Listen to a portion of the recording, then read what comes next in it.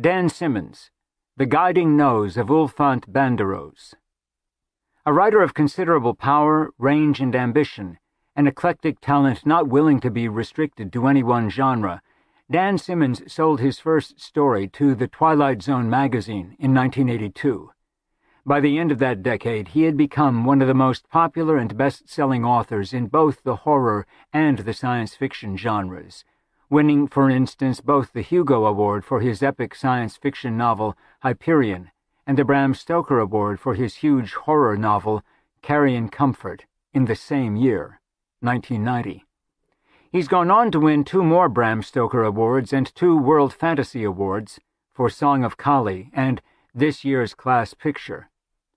He has continued to split his output since between science fiction, The Fall of Hyperion, The Hollow Man, Endymion, The Rise of Endymion, Ilium, Olympos, and horror, Song of Kali, Summer of Night, Children of the Night, although a few of his novels are downright unclassifiable. Phases of Gravity, for instance, which is a straight literary novel, although it was published as part of a science fiction line. And some, like Children of the Night, could be legitimately considered to be either science fiction or horror, depending on how you squint at them. Similarly, his first collection, Prayers to Broken Stones, contains a mix of science fiction, fantasy, horror, and mainstream stories, as do his more recent collections, Love, Death, and Worlds Enough and Time, 5 tales of speculative fiction. Many of his recent books confirm his reputation for unpredictability, including The Crook Factory, a spy thriller set in World War II and starring Ernest Hemingway, Darwin's Blade, a statistical thriller halfway between mystery and dark comedy, Hard Case, Hard Freeze, and Hard as Nails, hard-boiled detective novels, and A Winter Haunting, a ghost story. His most recent books are the best-selling novel, halfway between historical and horror, The Terror, the chapbook novella, Muse of Fire, and a major new novel about Charles Dickens, Drood. Born in Peoria, Illinois, Simmons now lives with his family in Colorado. In the complex and richly imagined story that follows, he takes us on a race across unknown territory to the very ends of the dying earth, with terrible enemies in close pursuit, and the fate of all who live at stake, and everything depending on the guidance of a nose? The Guiding Nose of Ulfänt Banderoz, Dan Simmons. In the waning millennia of the 21st eon, during one of the countless unnamed and chaotic latter eras of the dying earth, all the usual signs of imminent doom suddenly went from bad to worse. The great red sun, always slow to rise, became more sluggish than ever. Like an old man loath to get out of bed, the bloated sun on some mornings shook, quivered, staggered, and rippled forth earthquakes of protesting rumbles that radiated west from the eastern horizons, across the ancient continents, shaking even the low mountain ranges worn down by time and gravity until they resembled old molars. Black spots poxed and repoxed the slowly rising sun's dim face until entire days were all but lost to a dull maroon twilight. During the usually self-indulgent and festival-filled month of Spurn, there were 5 days of near-total darkness, and crops failed from Ascalay through Almery to the far fen borders of the Ide of Cochique.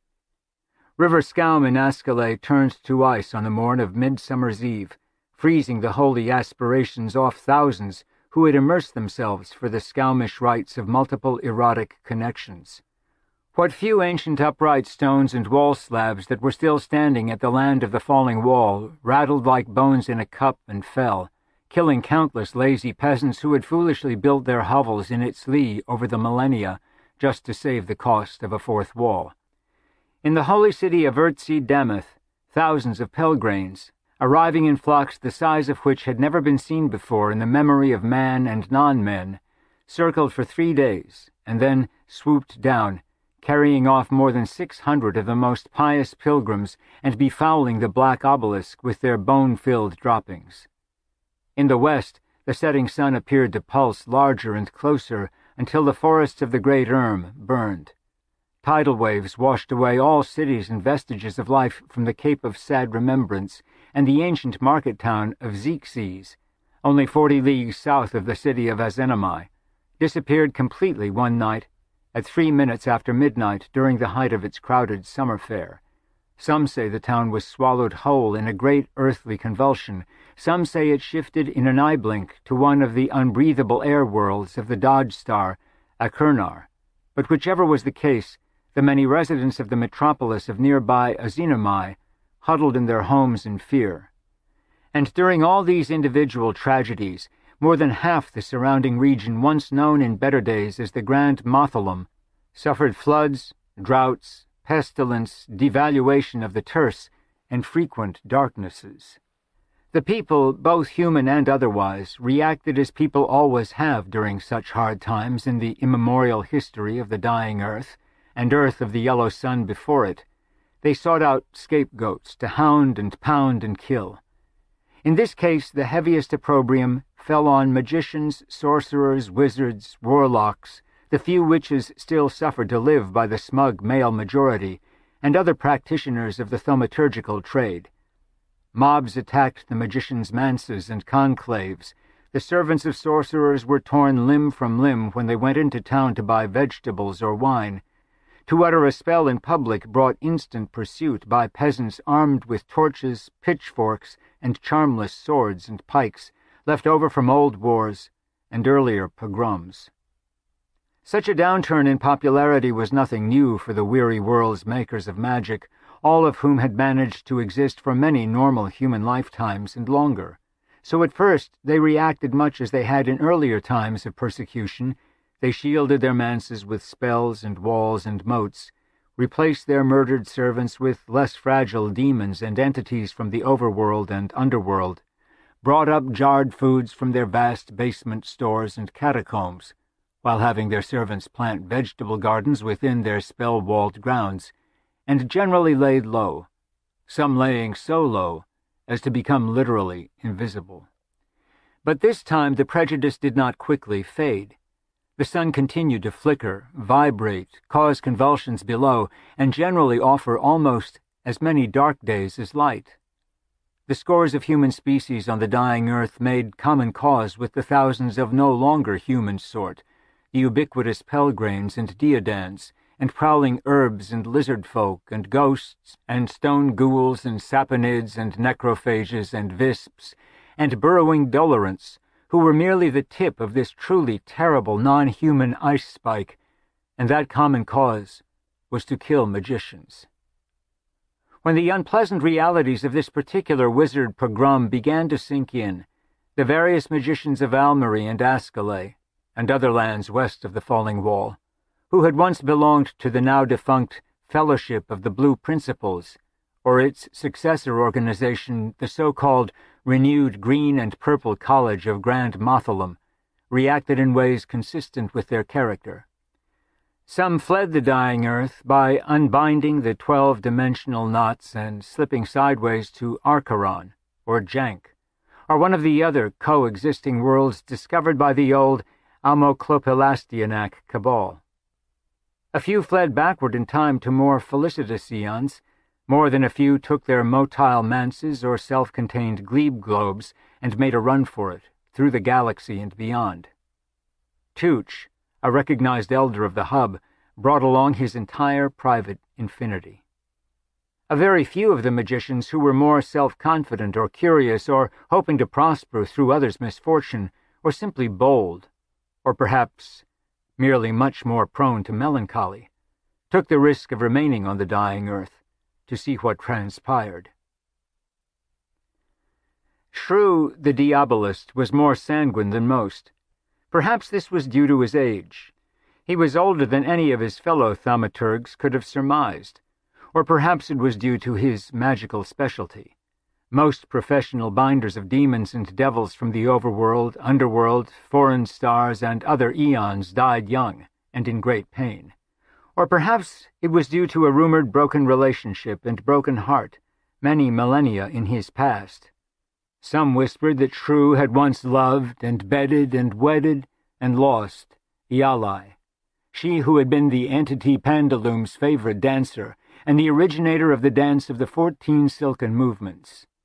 Others whispered, even more softly, that Shrew had tumbled in thrall to one of his male apprentices back when the mountains of Magnats were still sharp, and had retired from magical life for centuries, when the beautiful young man had stolen Shrew's most powerful runes and run away with the leather-bound Saponid from the night town of Sapons. Shrew had heard all of these rumors and smiled, albeit sadly, at them all. When the great panic came this time, Shrew the Diabolist closed up Wayweather, his lovely manse of many rooms and sculpted towers in the hills above the north edge of Werewoods, and, using a less stressful variation on the ancient spell of forlorn insistment, sank his manse, his beautiful gardens, and 12 of his 13 servants some 45 miles beneath the surface of the dying earth. Shrew's diabolic equipment, mementos, the bulk of his library, and the curios and ancillary demons he'd collected over the many centuries would be safe there underground, unless, of course, the great red sun actually swallowed the dying earth this time around. As for the truly amazing collection of flowers, trees, and exodoterra plants and animals from his garden, not to mention his 12 stored human and near-human servants, they were wrapped in miniature omnipotent eggs, each egg wrapped in turn in its own field of temporal stasis, so Shrew was confident that if the earth and he survived, so would his domestic staff, awakening months or years or centuries or millennia hence, as if rising from a restorative sleep. Shrew kept only old blind Bumps, his manservant and irreplaceable chef, to travel north with him to his remote summer cottage on the shores of the lesser polar sea. Bumps knew his way around the polar cottage and its protected grounds there as well as he'd memorized the many rooms, turrets, tunnels, secret passages, stairways, guest houses, kitchens, gardens, and grounds of Wayweather itself.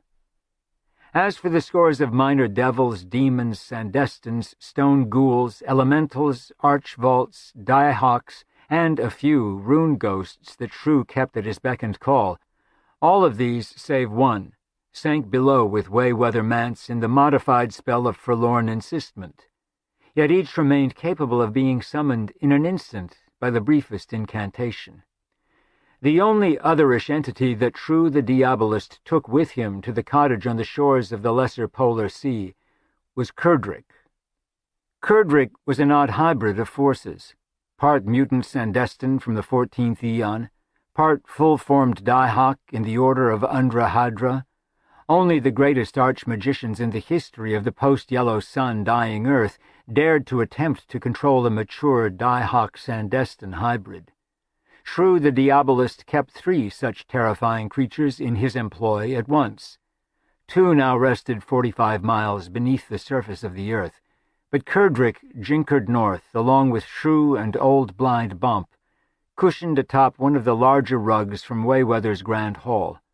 The jinkered carpet traveled at night, never rising above 5,000 feet, and was protected by Shrew's omnipotent sphere, as well as by the ancient carpet's own cloud of concealment, generated by the warp and woof of its softly singing, incantorial threads.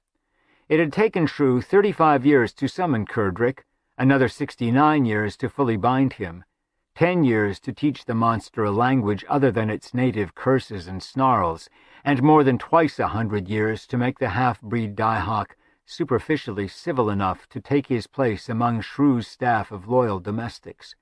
Shrew thought that it was time the creature began earning his keep. Shrew's first weeks at his polar cottage were as quiet and uneventful as even the most retiring Diabolist might have wished.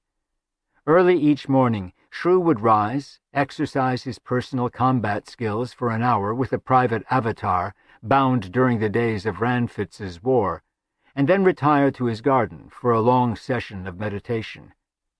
None of Shrew's former colleagues or competitors had known it, but the Diabolist had long been adept in the slow discipline of Dearth Sure, and Shrew exercised those demanding mental abilities every day. The garden itself, while modest in comparison with that of Wayweather, and also mostly sunken below the level of the surrounding lawns and low tundra growth, was still impressive.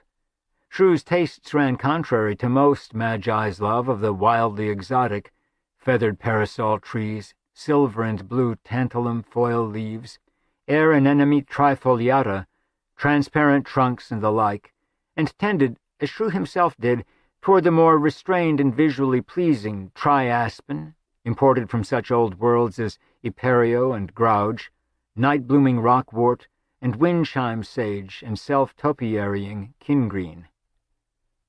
In late morning, when the huge red sun had finally freed itself from the southern horizon, Shrew would walk down the long dock, unfold the masts and sails of his sleek quintfoil catamaran, and sail the limpid seas of the lesser polar sea, exploring coves and bays as he went. There were sea monsters even beneath the surface of the tideless shallow polar seas, of course, Codor fins and 40-foot water shadows the most common, but even such aquatic predators had long since learned not to attempt to molest an archmage of Shrew the Diabolist's reputation. Then, after an hour or two of calm sailing, he would return and enjoy the abstemious lunch of pears, fresh-baked pita, burnish pasta, and cold gold wine that Bump had prepared for him. In the afternoon, Shrew would work in one of his workshops, usually the Green Cabal, for several hours, and then emerge for a late afternoon cordial in the library, and to hear Kerdrick's daily patrol report, and finally to open his mail. This day Kerdrick shuffled into the library bow-legged and naked, except for an orange breech-clout that did nothing to hide either the monster's gender or his odd build. The smallest the die-hawk could contract his physical shape still left him almost twice as tall as any average human, with his blue scales, yellow eyes, 6 fingers and gill slits along neck and abdomen, multiple rows of incisors, and purple feathers flowing down from his chest and erupting along the red crest-bones of his skull, not to mention the 5-foot-long dorsal flanges that vented wide and razor-sharp whenever Kerdrick became agitated or simply wanted to impress his foes. Shrew had to dress his servant in the loose, flowing blue robes and veil mesh of a Fershnian monk whenever he took him out in public. Today, as mentioned, the die-hawk wore only the obscene orange breech-clout. After he'd shuffled before the Diabolist and knuckled his forehead in a parody of a salute, or perhaps just to preen the white feather floss that grew from his barnacle-sharp brow, Kerdrick went through his inevitable rumbling, growling, and spitting sounds before being able to speak. Shrew had long since spell-banished and pain-conditioned the cursing and roaring out of the die-hawk, at least in the magician's presence, but Kerdrick still tried. "What have you seen today?" asked Shrew. Rumble, spit. "By Grizpole, a man-hour's walk east along the shore," rumbled Kerdrick in tones that approached the subsonic, but which Shrew had modified his ears to pick up. Murmured the Diabolist. Grizpoles were rare. The huge tan bears, recreated by a polar-dwelling magician named Frestrik Gurk in the 19th Aeon, were reported, by legend at least, to have originated from the cross-breeding of fabled white bears that had lived here millions of years earlier when the poles were cold and huge, with vicious brown bears from the steppes further south. "What did you do with the Grizpole?" asked Shrew. "Ate it for lunch." "Anything else?" asked the Diabolist. "I came across 5 deerdans lurking about 5 miles into the final forest," rumbled Kerdrick. Shrew's always arched eyebrow raised a scintilla higher. Deodans were not native to the polar forests or gorse steppes. "Oh," he said mildly, "why do you think they were this far north?" "Trying to claim the Magus bounty," growled Kerdrick, and showed all 300 or 400 of his serrated and serrated teeth. Shrew smiled. "And what did you do with these 5, Kerdrick?" Still showing his teeth, the die-hawk lifted a fist over Shrew's tea-table, opened his hand, and let 60 or so deodand fangs rattle onto the parquet wood. Shrew sighed. "Collect those," he ordered, Have Bump grind them into the usual powder and store them in the usual apothecum jars in the Blue Diadem workshop. Kerdrick growled and shuffled from one huge taloned foot to the other, his hands twitching and jerking like a strangler's. Shrew knew that the Die-Hawk tested his restraint bonds and spells every hour of every day. "That's all," said the Diabolist. "You are dismissed." Kerdrick departed by the tallest of the 5 doorways that opened into the library, and Shrew opened the window that looked into his courtyard eyrie, and called in the day's batch of newly arrived sparlings. There were 9 of the small, gray, songless birds this day, and they lined up on the arm of Shrew's chair. As each approached the Magus's hand, Shrew made a pass, opened the bird's tiny chest, and drew out its second heart, dropping each in turn into an empty teacup with a soft splat. Shrew then conjured a new and pre-programmed blank recording heart for each sparling and set it in place. When he was finished, the 9 birds flew out the window, rose out of the courtyard, and went about their business to the south. Shrew rang for old Bump, and when the tiny man padded silently into the room, said, "There are only 9 today. Please add some green tea to bring the flavor up." Bump padded unerringly, found the teacup that sat in its usual place, and padded away with the same blind but barefoot stealth by which he'd entered. 5 minutes later he was back with Shrew's steaming tea. When the servant was gone, the Diabolist sipped and then closed his eyes to read and see his mail. It seemed that Idlephons the Preceptor had returned from wherever he had fled off the dying earth, because he had forgotten some of his velvet formal suits. While decloaking his pretentious manse, the pompous magician had been set upon by a mob of more than 2,000 local peasants and pelgrains and diadants working in unison. Very strange. And they had Idlephons's mouth taped, eyes covered, and fingers immobilized before the foolish old magician could waggle a finger or mutter a curse, much less cast a spell. They stripped the old fool of his clothes, amulets, talisman, and charms. As soon as they touched his body with their bare hands, Idlephons's defensive egg shimmered into place, but the mob simply carried that into town and buried it in a mound of dung piled to the ceiling of the one-room stone jail in the center of the commons, placing 24 guards and 5 hungry diadans around the jail and dung heap. Shrew chuckled, and went on to the rest of the Sparling Heart news. Ulfänt Banderoz was dead. Shrew sat bolt upright in his chair, sending the teacup flying and shattering. Ulfänt Banderoz was dead. Shrew the Diabolist leaped to his feet, clasped his hands behind his back, and began rapidly pacing the confines of his great library, eyes still closed, as blind as old Bump, but, like Bump, so familiar with the perimeter and carpet and hardwood and shelves and tables and other furniture in his great library that he never jostled a curio or opened a volume.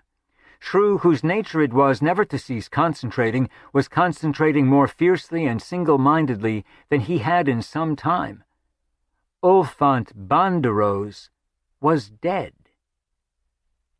Other magicians had suspected Ulfänt Banderoz of being the oldest among them, truly the oldest magus on the dying earth. But for millennia stacked upon millennia, as long as any living wizard could remember, and longer, Ulfänt Banderoz's only contribution to their field was his maintenance of the legendary ultimate library and final compendium of thaumaturgical lore from the Grand Mausoleum and earlier. The tens of thousands of huge ancient books and lesser collections of magical tapestries, deep viewers, talking discs, and other ancient media constituted the single greatest gathering of magical lore left in the lesser world of the dying earth. Ulfänt Banderoz allowed other magi to visit only rarely and upon his own whim, but over the countless centuries most living wizards had visited the ultimate library and walked in wonder through its many corridors of shelved books. To no avail. There was some sort of curse or spell on every item in the ultimate library, so that only Ulfänt Banderoz, and perhaps a few of his apprentices working there, could cull any meaning from the books and other devices. Letters shifted and scurried and melted on each page, defying translation. Verbal artifacts slurred and skipped and lapsed into frequent silences. Ancient drawings and tapestries and pictures blurred and faded even as one began to study them. And Ulfänt Banderoz, a broad, heavy, bejowled, beady-eyed, ill-smelling ancient, would laugh at the frustrated magicians and have his servants show them out. Shrew had gone to the Ultimate Library 3 times over the millennia, twice pre-warned of the arbitrariness of the letters and words, and thus prepared with fixating counterspells, magical solutions, enchanted viewing lenses, and other plans, but each time the letters shifted, the sentences began and then faded away. The long arcane written incantations and spells in numerical Kabbalistic formulae fled from both his eye and memory. Ulfänt Banderoz had laughed his croaking, choking cackle of a laugh, and Shrew had departed, defeated once again. Some wizards had followed the easiest route, and shown up secretly armed with demons and attack spells, their plan simplicity itself: kill Ulfänt Banderoz, and either force his odd apprentices, all recombinated from animals and creatures from earlier eons, into revealing the secret of fixing the books in time, or, failing that, simply taking over the Ultimate Library until they, the wizards, could solve the puzzle in their own time. No one ever succeeded. Ulfänt Banderoz could not be intimidated, nor could he be out-magicked in his own library. The bones of the thousands who had been foolish enough to try such tactics had been ground into white pebbles that paved the attractive white walkway to the front door of the Ultimate Library. But now, Ulfänt Banderoz was dead. The Sparling's heart revealed that the ancient Magus's body had, upon the point of death, turned to stone, and was currently laid out in his bedroom high in the tallest tower of the huge stone library keep. The heart news also told Shrew that it was rumored that only one of the scores of apprentices had survived, but that he was a prisoner inside the Ultimate Library since, immediately upon Ulfänt Banderoz's death and turning into stone, at least a dozen terrible spell barriers had sealed off the library from the world around it. Shrew the Diabolist did not have to open his eyes or consult a globe or atlas to know where the Ultimate Library and final compendium of thaumaturgical lore from the Grand Mausoleum and earlier lay. Ulfänt Banderoz's library was a mere 5,000 leagues southeast of Shrike's cottage, and then 2 leagues up Mount Moriat, high above the Dorindian River, just above the crossroads caravan city of Durind Hops, some 200 leagues southwest of the southernmost limit of the falling wall. It was wild country, its dangers and wildness ameliorated only by the fact that Durind Hops lay on one of the 9 major caravan routes to the holy city of Urtzi-Damoth. Shrew opened his eyes and rubbed his long fingers and smooth palms together. He had a plan.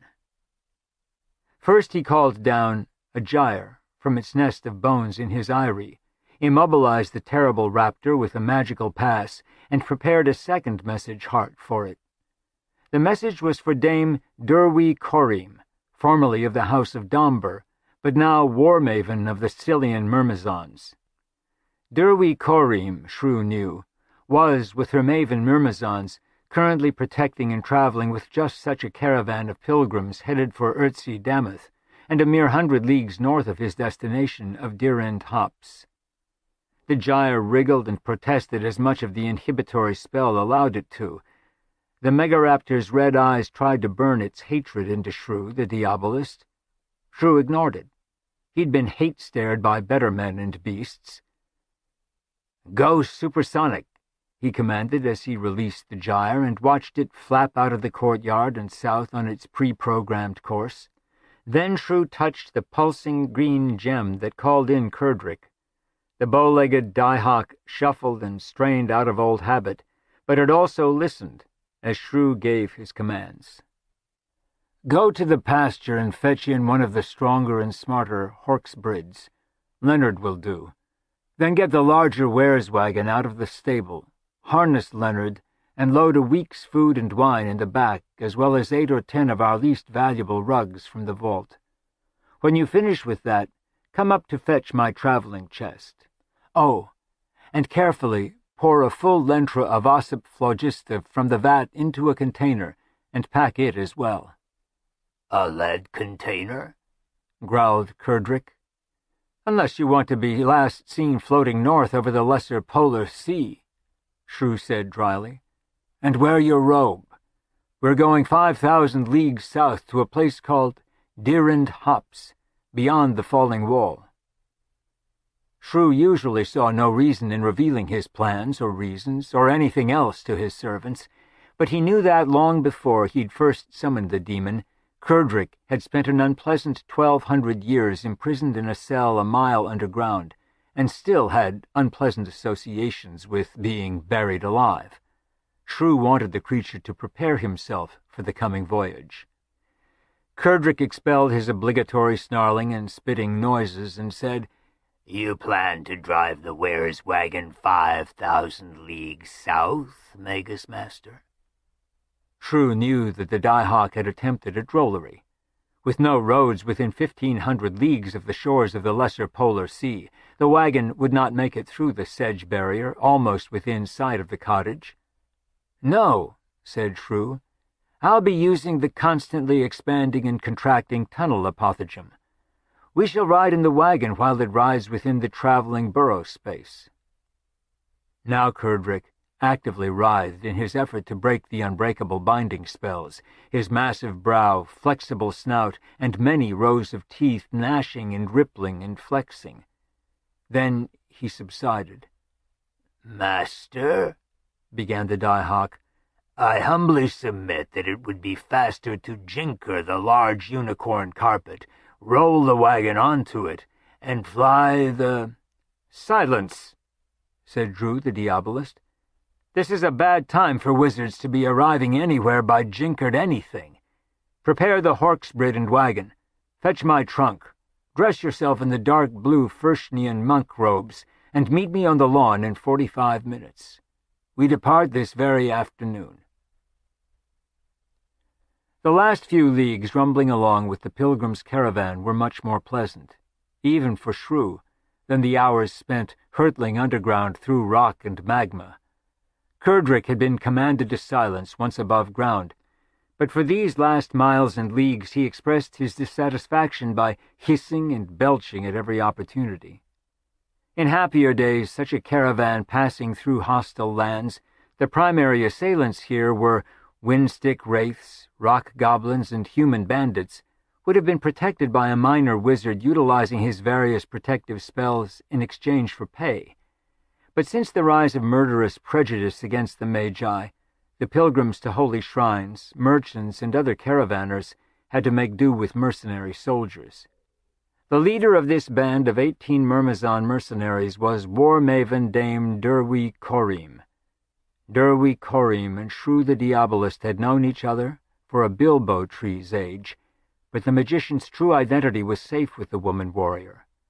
It is true that she laughed out loud when she first abandoned her Megillah to ride in Shrew's canvas-covered wagon.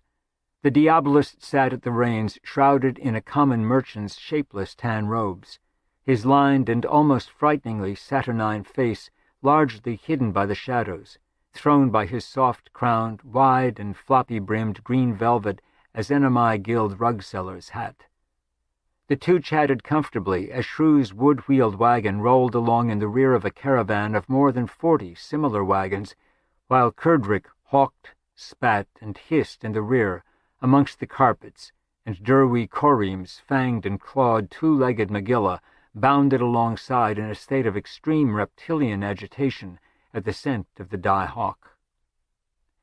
Dame War-Maven Derwy Corim's past was shadowy and largely lost to legend. But Shrew knew that once this beautiful but scarred elder warrior had been a soft, innocent, and sullen girl, as well as a largely useless princess, fifth in line to the throne of Sill's now-defunct House of Domber. Then one day a thief and vagabond sent on a useless odyssey imposed as punishment by Ukanu, the laughing magician, had kidnapped young Derwy Corim, despoiled her for his pleasure, and eventually traded her to a small band of the vile swamp river Busiakos in exchange for travel advice of very dubious value. The Busiakos had used her roughly for more than a year. Eventually, her character and heart hardening like tempered steel, Derwi Korim killed the 6 Busiakos who'd kept her as a pleasure slave, wandered the swamp, wegs, and mountains of Magnats for several years with a barbarian warrior named Conoward, learning more about blade and spear warfare than any former princess in the history of the dying earth, and, many say, more than the dull-witted Conoward himself, and then struck out on her own to earn a living as a mercenary, while wreaking her revenge on all those who had ever slighted her. The thief and vagabond who had first abducted her, although Derwi Korim by this time considered that abduction a boon, was eventually tracked down in Almery. Although Derwi Korim had originally planned for the splay-footed lout to suffer indignities that no male of any species would wish to contemplate, much less experience, she eventually contrived for him to escape with all his members and appendages intact. He had not been very good, but he had, after all, been her first. And far more than her parents or early palace tutors, this particular brand of selfish indifference had helped make Derwi Korim what she was today. In recent decades, Dame war maven Derwi Korim had personally trained and hired out her 300 myrmizons, women warriors each with a story and attitude as ferocious as their leaders, for lucrative mercenary work. For this caravan duty, 18 myrmizons had come along, although 4 or 5 would have sufficed for the few hundred wind-stick wraiths, rock goblins, and human bandits waiting to waylay this caravan, and each young woman warrior was Megillah-mounted and dressed in skin-tight dragon-scale armor that left her left breast bare. Even the myrmizons' adversaries, in their last seconds of life, found this ritual form of dress distracting. As they chatted, Derwi Korim laughed and said, "You are as droll and witty and private as ever, shrew. I've often wondered what might have been our relationship if you'd been younger, and I'd been more kindly disposed toward the male of our species. I've often wondered what our relationship might have been had you been older, and I had been a female of our species," said Shrew the Diabolist. "You have the magic," laughed war-maven Derwi Korim. "Make it so." And with that she whistled shrilly. Her Megillah ran up alongside the wagon and lowered its scaly neck, and she leaped across to the saddle and spurred the beast away.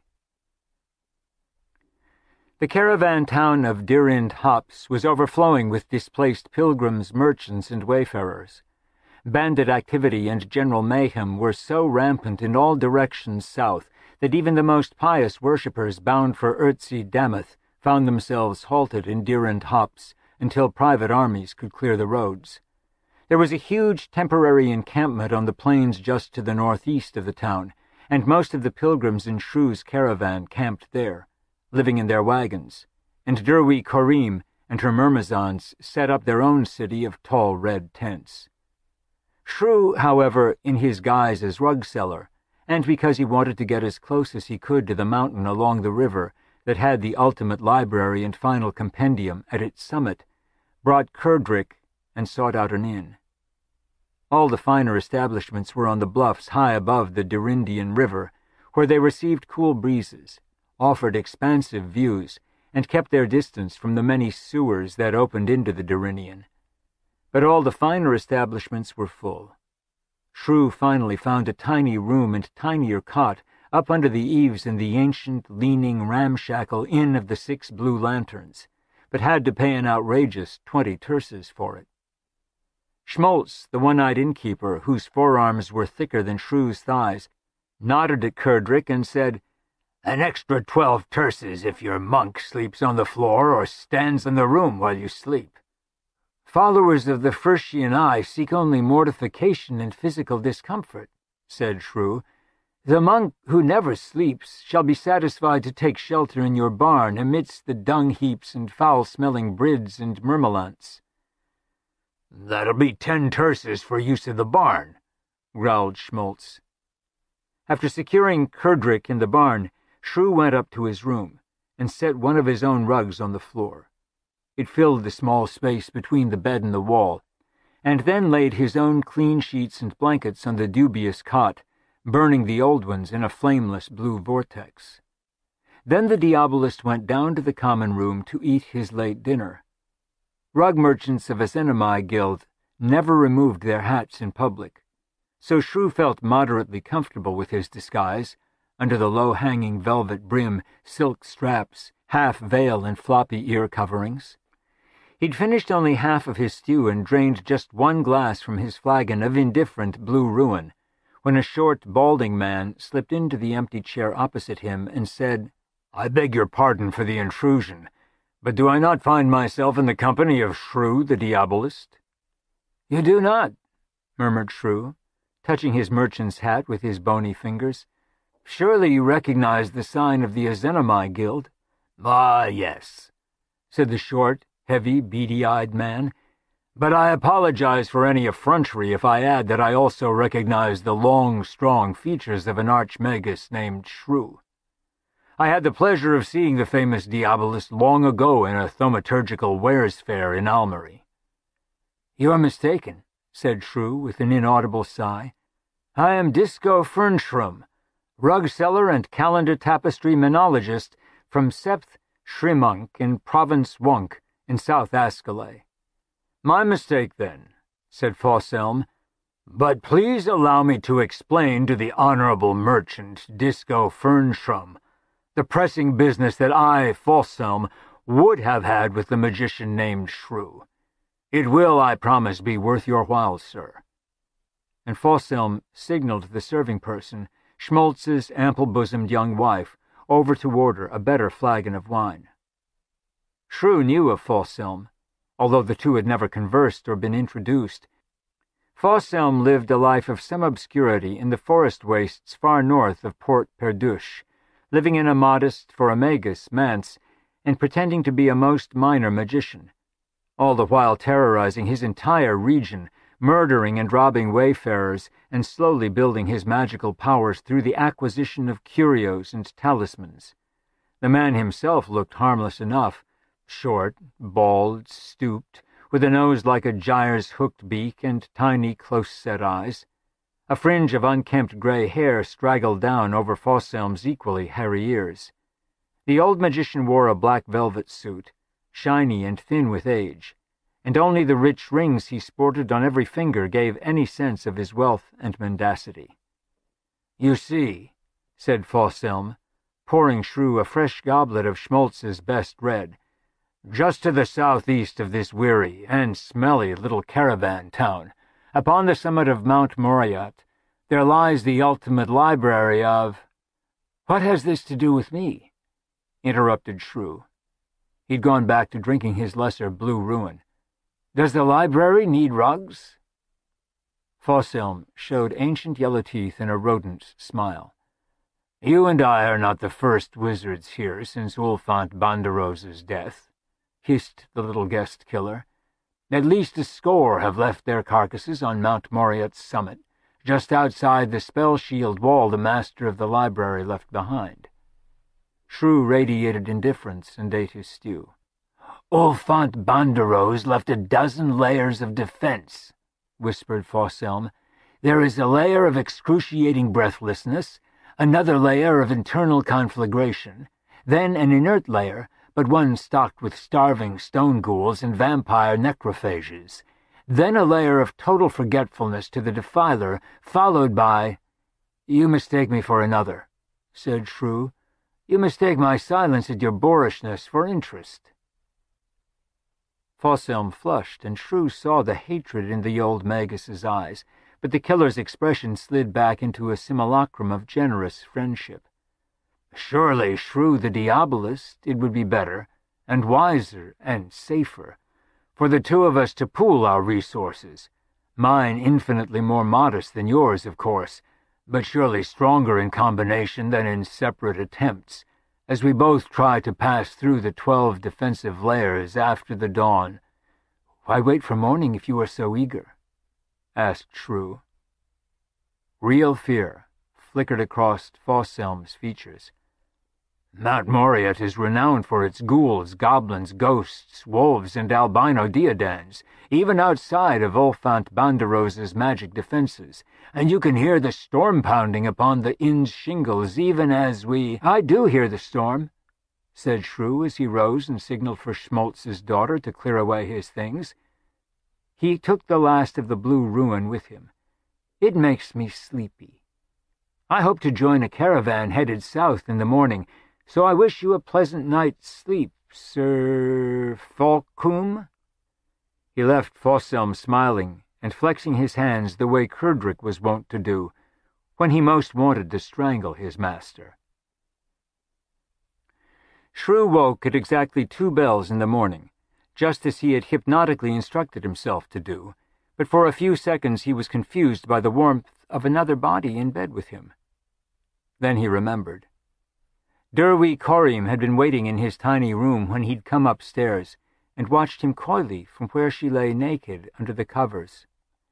She held the covers low enough that Shrew had seen that the cold river air coming in through the open window was affecting her. "I'm sorry," he'd said, hiding his surprise. "I haven't had time to do the gender-changing spell. Then I'll have to show you how a woman version of Shrew might begin to pleasure me," said Derwy Corriem. As it turned out, Shrew now remembered, the former princess to the House of Domber had not been as averse to men as she might have thought. Now he slipped out from under the covers, careful not to wake the softly snoring warrior, got rid of his rug merchant clothes and cap in a silent flash of blue vortex, and dressed himself silently in his most elegant dark grey tunic, pantaloons, and flowing robe made of the rarest spider silk. Then he jinkered the carpet to life, brought it to a hover 4 feet above the ground, and climbed aboard with his shoulder valise. "Did you just plan to leave me a note?" whispered Derwy Corriem. Shrew the Diabolist had not stuttered since his youth, a youth lost in the tides of time, but he came close to doing so at that moment. "On the contrary, I planned to be back before dawn, and to commence where we left off," he said softly. "Posh," said the War Maven, and slipped out of the covers, dressing quickly in her dragon-scale armor. "I had no idea that Myrmizons and their leader wore nothing under their scales," said Shrew. "If a blade or beam cuts through those scales," said Derwy Corriem as she buckled up her high boots, "it's best not to have any underlayers with foreign matter that might infect the wound. A clean wound is the best wound." "My approach to life exactly," whispered Shrew as his carpet floated at the level of the War Maven's bare left breast. "May I drop you somewhere on my way?" Derwy Corriem slipped on 2 daggers, a belt dirk, a throwing star, a hollow ibex horn for signaling, and her full sword and scabbard, slid them aside, and climbed on the floating rug just behind him.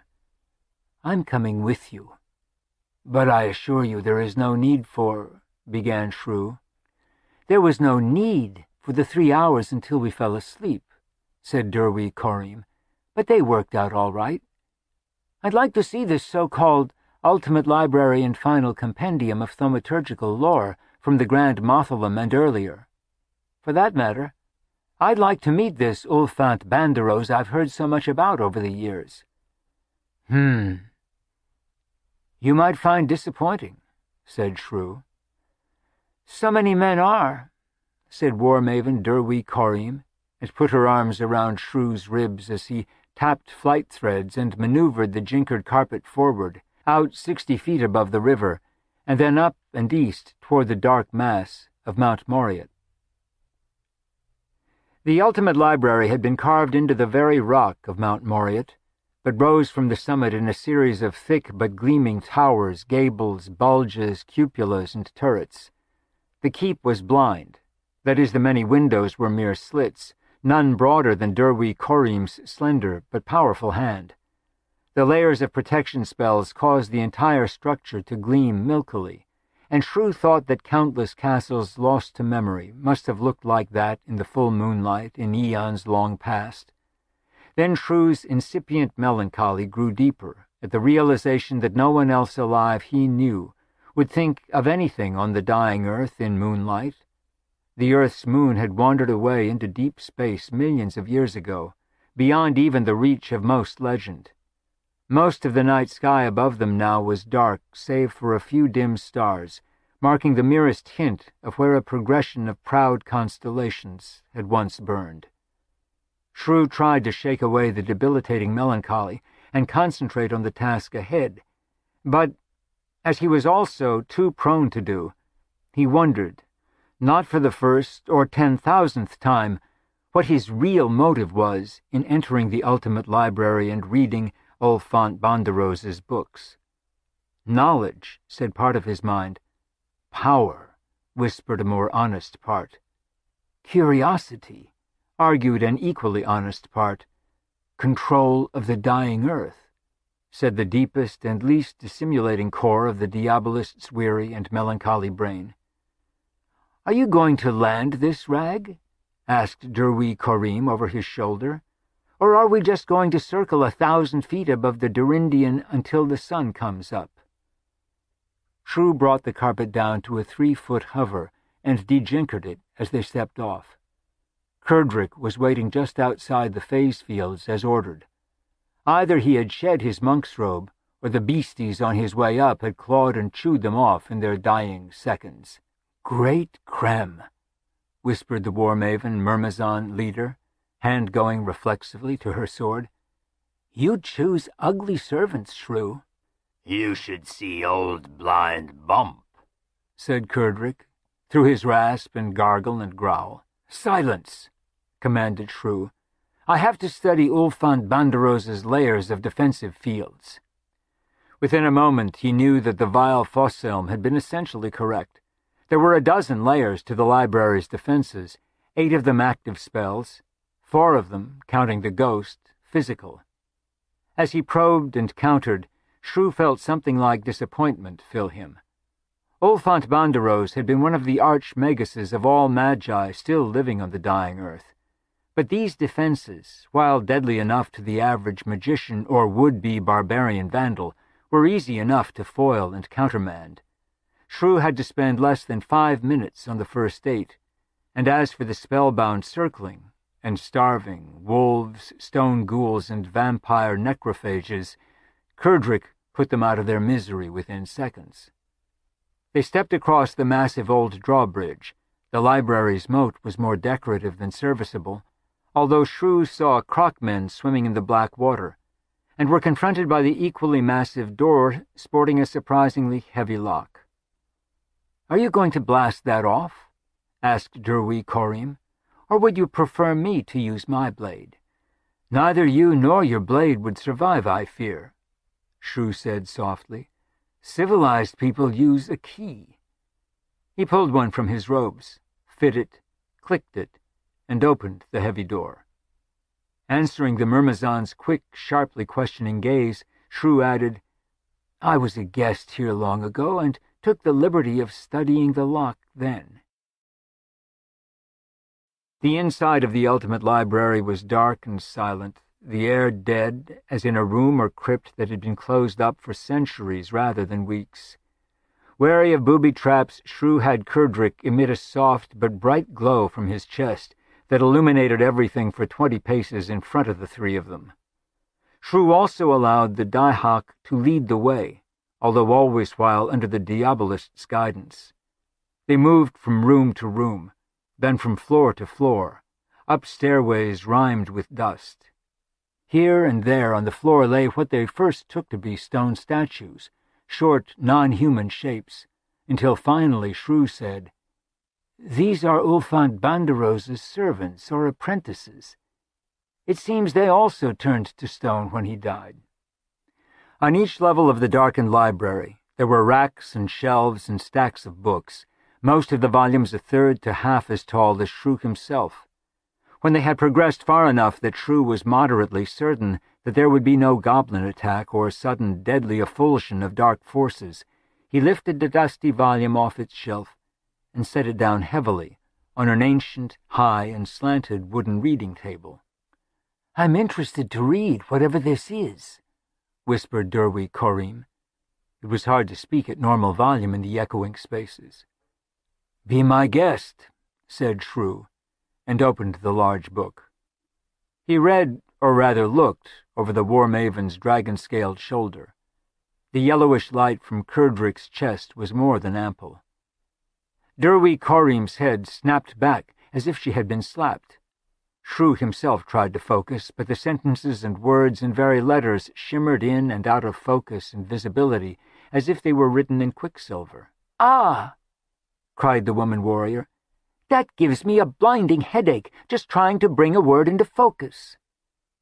"Men have gone blind staring at these books," whispered Shrew. "Magicians, you mean?" said Derwy Corriem. "Yes." "Can your monster read it?" she asked. "No," croaked Kerdrick. "I am literate in more than 900 phonetic and glyphic alphabets, and more than 11,000 written languages living and dead. But these symbols scatter like cockroaches when a light is turned on." Shrew smiled dryly and applauded in the direction of Derwy Corriem and his die-hawk. "Congratulations," he said to the woman. "You've just elicited the first simile I've heard from Kerdrick in more than 100—" There came a sound from the darkness behind them. Derwy Corriem whirled, and her long blade glittered in Kerdrick's chest light. The die-hawk balled his huge 6-fingered fists and showed a wall of teeth. Shrew raised 3 long fingers, more in restraint of his companions than in defense. A short, no more than 4 feet tall form stepped from the shadows, and a genderless voice squeaked, "Do not harm me. I am a friend." "Who are you?" demanded Shrew. "What are you?" asked the Myrmizon leader. "I am called Mouse Merriwolt," squeaked the little form. Have always been since birth, Ulfänt Banderoz's servant boy." "Boy?" repeated Derwy Corriem, and lowered her sword. Shrew had his expansible egg incantation ready to surround them at the utterance of a final syllable, not to mention his excellent prismatic spray spell ready to slice this newcomer to ribbons in an instant, but even the Diabolist, who judged few things or people upon their appearance, sensed no threat from the tiny form. Mouse Merriwolt was piebald in hue, with arms and legs thinner and more rubbery than Shrew's old wrists, tiny 3-fingered hands, an oversized head with oversized ears placed too far back, a long proboscis with only a few whiskers protruding, and enormous black eyes. "What are you?" repeated Derwy Corriem. The little person seemed befuddled by the question, so Shrew answered for him. "Ulfänt Banderoz had the affectation of recreating lost life forms from the dim past to fill his staff," he said softly. "I believe that our short friend, Mouse Merriwolt, came from some long-forgotten line of rodents." "You can call me Merriwolt," squeaked the shy little form. "The mouse was some sort of honorific, I think." "Well, then, Merriwolt," said Shrew, his voice carrying an edge, "perhaps you can explain why you survived here when all of Ulfänt Banderoz's other servants appear to have been turned into stone, like their master." The Magus gestured toward a stone figure on the floor, what might have been a humanoid attempt at the ancient life form called a feline. "That's Gurnesavian, the master's neo-cat and tutor to all of us lesser servants," said Merriwolt. "She changed at the instant of the master's death, as did all the others." "Then we ask again," said Shrew, "why not you?" The little figure shrugged, and Shrew noticed for the first time that Merriwolt had a skinny but short whip of a tail. "Perhaps I was not important enough to turn to stone," he said, his voice squeaking with misery. "Or perhaps I was spared because, despite my unimportance, the master seemed to feel some affection for me. Master Ulfänt Banderoz was not widely known for his sentimental side, but it may be the reason I was spared when all the others died when he did. I can think of no other." "Perhaps," said Shrew, "in the meantime, Merriwolt—" Take us to your master." Derwy Corriem, Shrew, and Curdric followed the little creature up stairways, through hidden doorways, and through more huge rooms filled from floor to ceiling with racks and shelves of books. "Did you ever shelve these books for your master?" Shrew asked the little figure as they climbed to yet another level and entered a turret staircase. "Oh, yes, sire, yes." "So you could read the titles?" "Oh, no, sire," said Marigold. "No one in the library could read the titles or any part of the books. I simply knew where the books should go on the shelves or in the stacks." "How?" asked Derwy Corriem. "I don't know, sire," squeaked Marigold. He gestured to a low door. "Here is the master's bedchamber, and within is, well, the master." "Have you been inside since your master died?" asked Shrew. "No, sire. I was afraid." "Then how do you know your master is dead within?" asked Shrew. The diabolist knew that Ulfänt Banderoz was dead and turned to stone on the bed within, because he had looked through the eyes of his spy sparling, perched in the narrow slit of window above. But he was open to catching this Mouse Marigold in a lie, if there was a lie. "I peeked through the keyhole," squeaked the little assistant. Shrew nodded. To Curdric he said, "Stand guard in the drawbridge outside." To Derwy Corriem and the trembling Marigold he said, "Please go stand behind those thick columns. Thank you." Shrew touched the latch. The door to Ulfänt Banderoz's chamber was unlocked, and then he opened the door and stepped within. In an instant, Fandale's excellent prismatic spray sent 1,000 shards of frozen colors, each as terrible as a bolt of barbed crystal, hurtling into the space that Shrew the Diabolist occupied. Shrew's modified expansible leg froze them in mid-air, and a gesture by the Diabolist banished them. An effulsion of green fog, instantly fatal to human or magician's lungs, erupted from the ceiling and floorboards and from the stone corpse of Ulfänt Banderoz himself. Shrew raised both palms, transformed the effulsion into a harmless, colorless fog, and then waved it away. He waited. Nothing more erupted, exploded, slouched forth, or effulged. "You may come in now," Shrew said to the War Maven and Mouse Man. The three stood next to the bed that held the stone corpse of the master of the ultimate library and final compendium of thaumaturgical lore from the Grand Mausoleum and earlier. The petrified remains of Ulfänt Banderoz looked ancient but dignified as he lay there, fully dressed, with his eyes closed, feet together, hands calmly clasped over his lower belly. "He seems to have known that death was coming," whispered Derwy Corriem. "The master had been suffering bouts of ill health for several years before this," squeaked Marigold in his softest voice. "Was your master frequently absent from the library?" Shrew asked the assistant.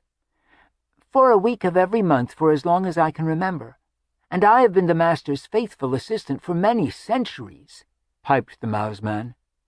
"As I thought," mused Shrew. "There is a second library." "What?" cried the Myrmizon chief. Shrew opened his hands.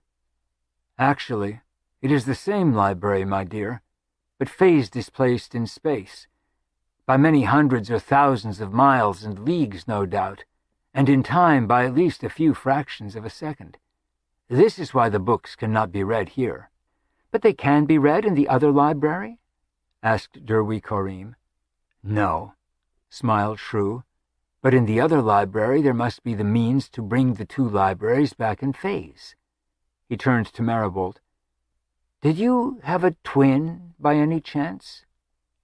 The piebald little figure was so startled that his three-fingered hands flew up and his odd ears went back. "Yes, a sister who died at birth, or rather, when we were divatted. The master has told me many times that it was a shame that she did not live. He had named her Mindrevolt." "How did you know, sire?" "She did not die at birth," said Shrew. All these centuries your twin has been an assistant at Ulfänt Banderoz's phase-shifted second library. This is how you sometimes just know where to shelve the books your master ordered you to shelve. She was not turned to stone when the master died? Asked Maribolt in a trembling squeak. Shrew absently shook his head. I suspect not. We will know when we go there. Where is this place? Asked Derwi Korim, an aggressive explorer's or perhaps plunderer's smile on her face. And what treasures may it hold? Shrew opened his hands and arms again, gesturing toward the library beneath and around them. The treasures of the secrets of 10,000 ages of power and science and magic, he said softly. The great Fandale's long-lost mysteries, Panguir's prime commandments, the secrets of Clamheart and Tinkler and Zarfajo, and 100 other magi of ancient days. Men who make today's magicians, myself included, look like children playing witlessly with colored blocks. How do we find it? Asked the War Maven. Shrew crossed the modest room to a recessed closet shielded by a simple rude screen, checked for booby traps, and rolled back the screen. Atop a single primitive dresser was a glass case, and within the case, gleaming softly, was a perfectly smooth crystal the size and shape of a merg's egg. Inside the gently pulsing crystal, what looked like the vertical slash of a crimson cat's eye glowed. "What is it?" breathed Maribolt. "A finding crystal," said Shrew, "enchanted to lead the bearer to something important, such as the second library." He tapped his thin lower lip while he studied the crystal case that contained the treasure. "Now to find a way to open this without—" Derwi Korim removed her sword, reversed it, her dragon-scaled gauntlet protecting her hand from the blade's razor sharpness, and smashed the heavy hilt down on the priceless crystal case. It shattered into 1,000 shards, and the warrior maven sheathed her sword, lifted the cat's eye crystal leg out, and presented it to Shrew, who pondered it a moment, and then set it somewhere within the folds of his robe.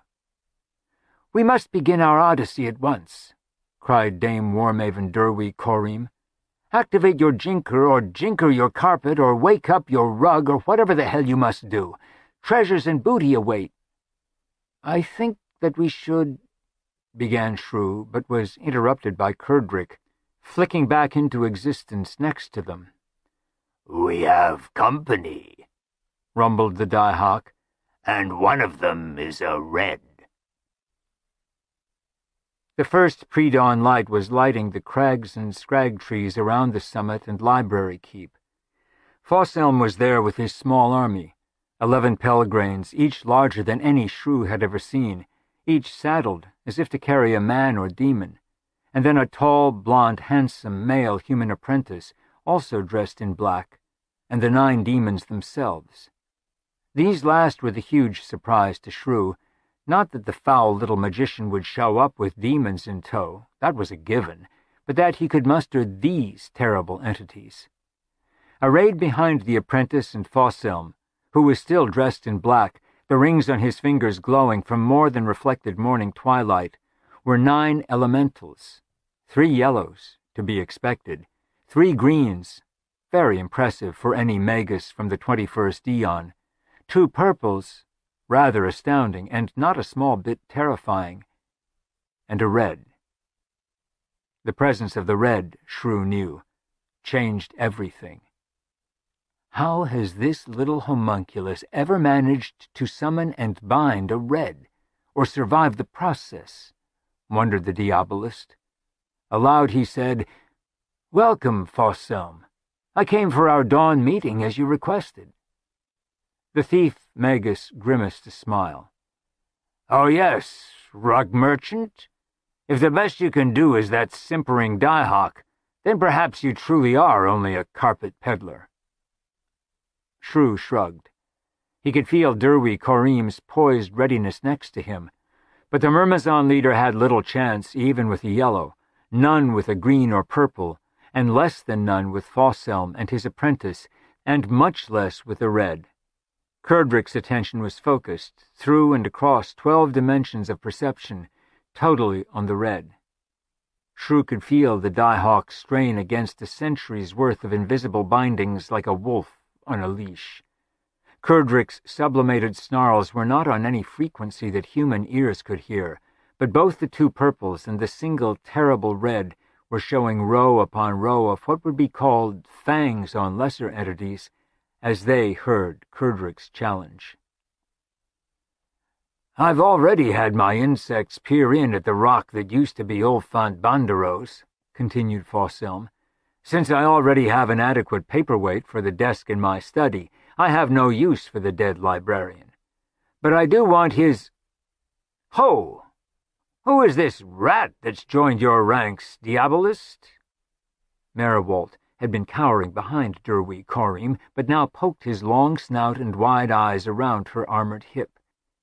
The diminutive mouseman's mouth hung open in awe or horror or terror or all three. "Merely a possible new servant I am interviewing," said Shrew. "You started to say that you wanted to go down to the village with us to have breakfast? Or would you and your entourage rather enter the library and pay your last respects to Ulfänt Banderoz while we returned to Dirrand Hops?" Still smiling, Shrew jinkered the little carpet to life and floated it close. The red twitched his 6 onyx-talent hands, and Shrew's rug, a family heirloom from a time when the sun burned yellow, exploded in heatless crimson flames. The ash scattered in a rising breeze as the red sun struggled to rise across the river in the east. "Thus to any attempts to jinker skyward," hissed Fosselm. "Your wares wagon and other carpets are already ash, Shrew. I want the finding crystal, and I want it now." Shrew's left eyebrow arched almost imperceptibly. "Finding crystal?" Fosselm laughed and held his hand out as if ready to release the red. "Shrew, you're a fool. You've just figured out that Ulfänt Banderoz kept the volumes here unreadable by phase-shifting them in space-time. But you still think there is a second library. There is only this one, the ultimate library, displaced in space and time. When I collapse that phase shift, the magical lore of 1,000,000 years will be mine. Now give me the finding crystal." Shrew reluctantly removed the crystal from his robe with both hands, but kept his long, gnarled fingers around it as it glowed in his palms. Beneath them, the granite of Mount Moriat shook as the sun struggled to rise, its bloated red face flickering and spotted. "Fosselm, it is you who've not thought this through," Shrew said softly. "Don't you understand? It's Ulfänt Banderoz's careless tampering with space-time, this very ultimate library that is unstable. This," he took one hand off the mesmeric finding crystal and gestured toward the vibrating stone of the library behind him, "is what is causing the dying Earth to die even before its short-allotted final days have come to pass." Fosselm laughed again. "You must think I was born yesterday, Diabolist. Ulfänt Banderoz has kept this library stable, but time-space separated longer than you or even I have been alive. Hand me the crystal at once." "You must understand, Fosselm," said Shrew. "It was not until I came here that I understood the true case of the world's current instability. For whatever reason, Ulfänt Banderoz lost control of the two libraries' phase shift in the months before he died. The closer the libraries come in time, the greater the space-time damage to the red sun and the dying Earth itself. If you bring the two library realities together, as you and your red propose to do, it will bring about the end of everything." "Nonsense!" laughed Fosselm. "Please listen," began Shrew, but saw the madness flickering in the other magician's eyes. It was not, he now understood, a question of whether Fosselm would release the red. Fosselm was more the red's puppet than vice versa, and the elemental cared not a terse whether the millions upon the dying Earth survived another day. In desperation, Shrew said, "There is no guarantee that you're red. even with the purples in support, can defeat a Sandestan Die-Hawk hybrid from the 14th eon." Fosselm's eyes were flickering red. It was not an illusion or reflection of the shaking sunrise. Something ancient and inhuman had taken possession of the small human shell and was literally burning to get out. "You are correct, Shrew the Diabolist," said Fosselm. "There is no guarantee that my red shall prevail, only overwhelming odds. But you know as well as I what the outcome will be in 30 seconds if we both unleash our entities. You your Die-Hawk, I my elementals. You might even survive, it's conceivable, but the whore and the rodent will be dead before 5 of those 30 seconds have passed, as will be all 8,000 people in the valley below. Decide, Shrew. I demand the finding crystal. Now." Shrew the Diabolist tossed the crystal to Fosselm. Suddenly, Shrew seemed to shrink, to become little more than a tall but thin and frail old man in spider-silk robes, his spine curved under the burden of age and a terrible weariness. "I'd kill you all now," said Fosselm, "but it would be a waste of energy I need for the voyage." Barking in a language older than the mountain upon which they stood, Fosselm commanded the 2 purples to remain behind and to keep Shrew and his entourage from leaving the library. Then Fosselm, his apprentice, the vibrating red, and the 3 yellows and 3 greens mounted their mutated pelgrains and rose into the sky. Even from a distance, Shrew could see Fosselm in the saddle, bending over his glowing finding crystal, as the 11 giant pelgrains flapped their way southeast until they were lost in the soft red glare of the sunrise. "Come," Shrew said wearily. "The purples may allow us to live a little longer, and we might as well find something to eat in the library." Derwi Korim opened her mouth as if to speak angrily, looked sharply at the stooped old man who had been her energetic lover just hours earlier, and disgustedly followed Shrew into the library.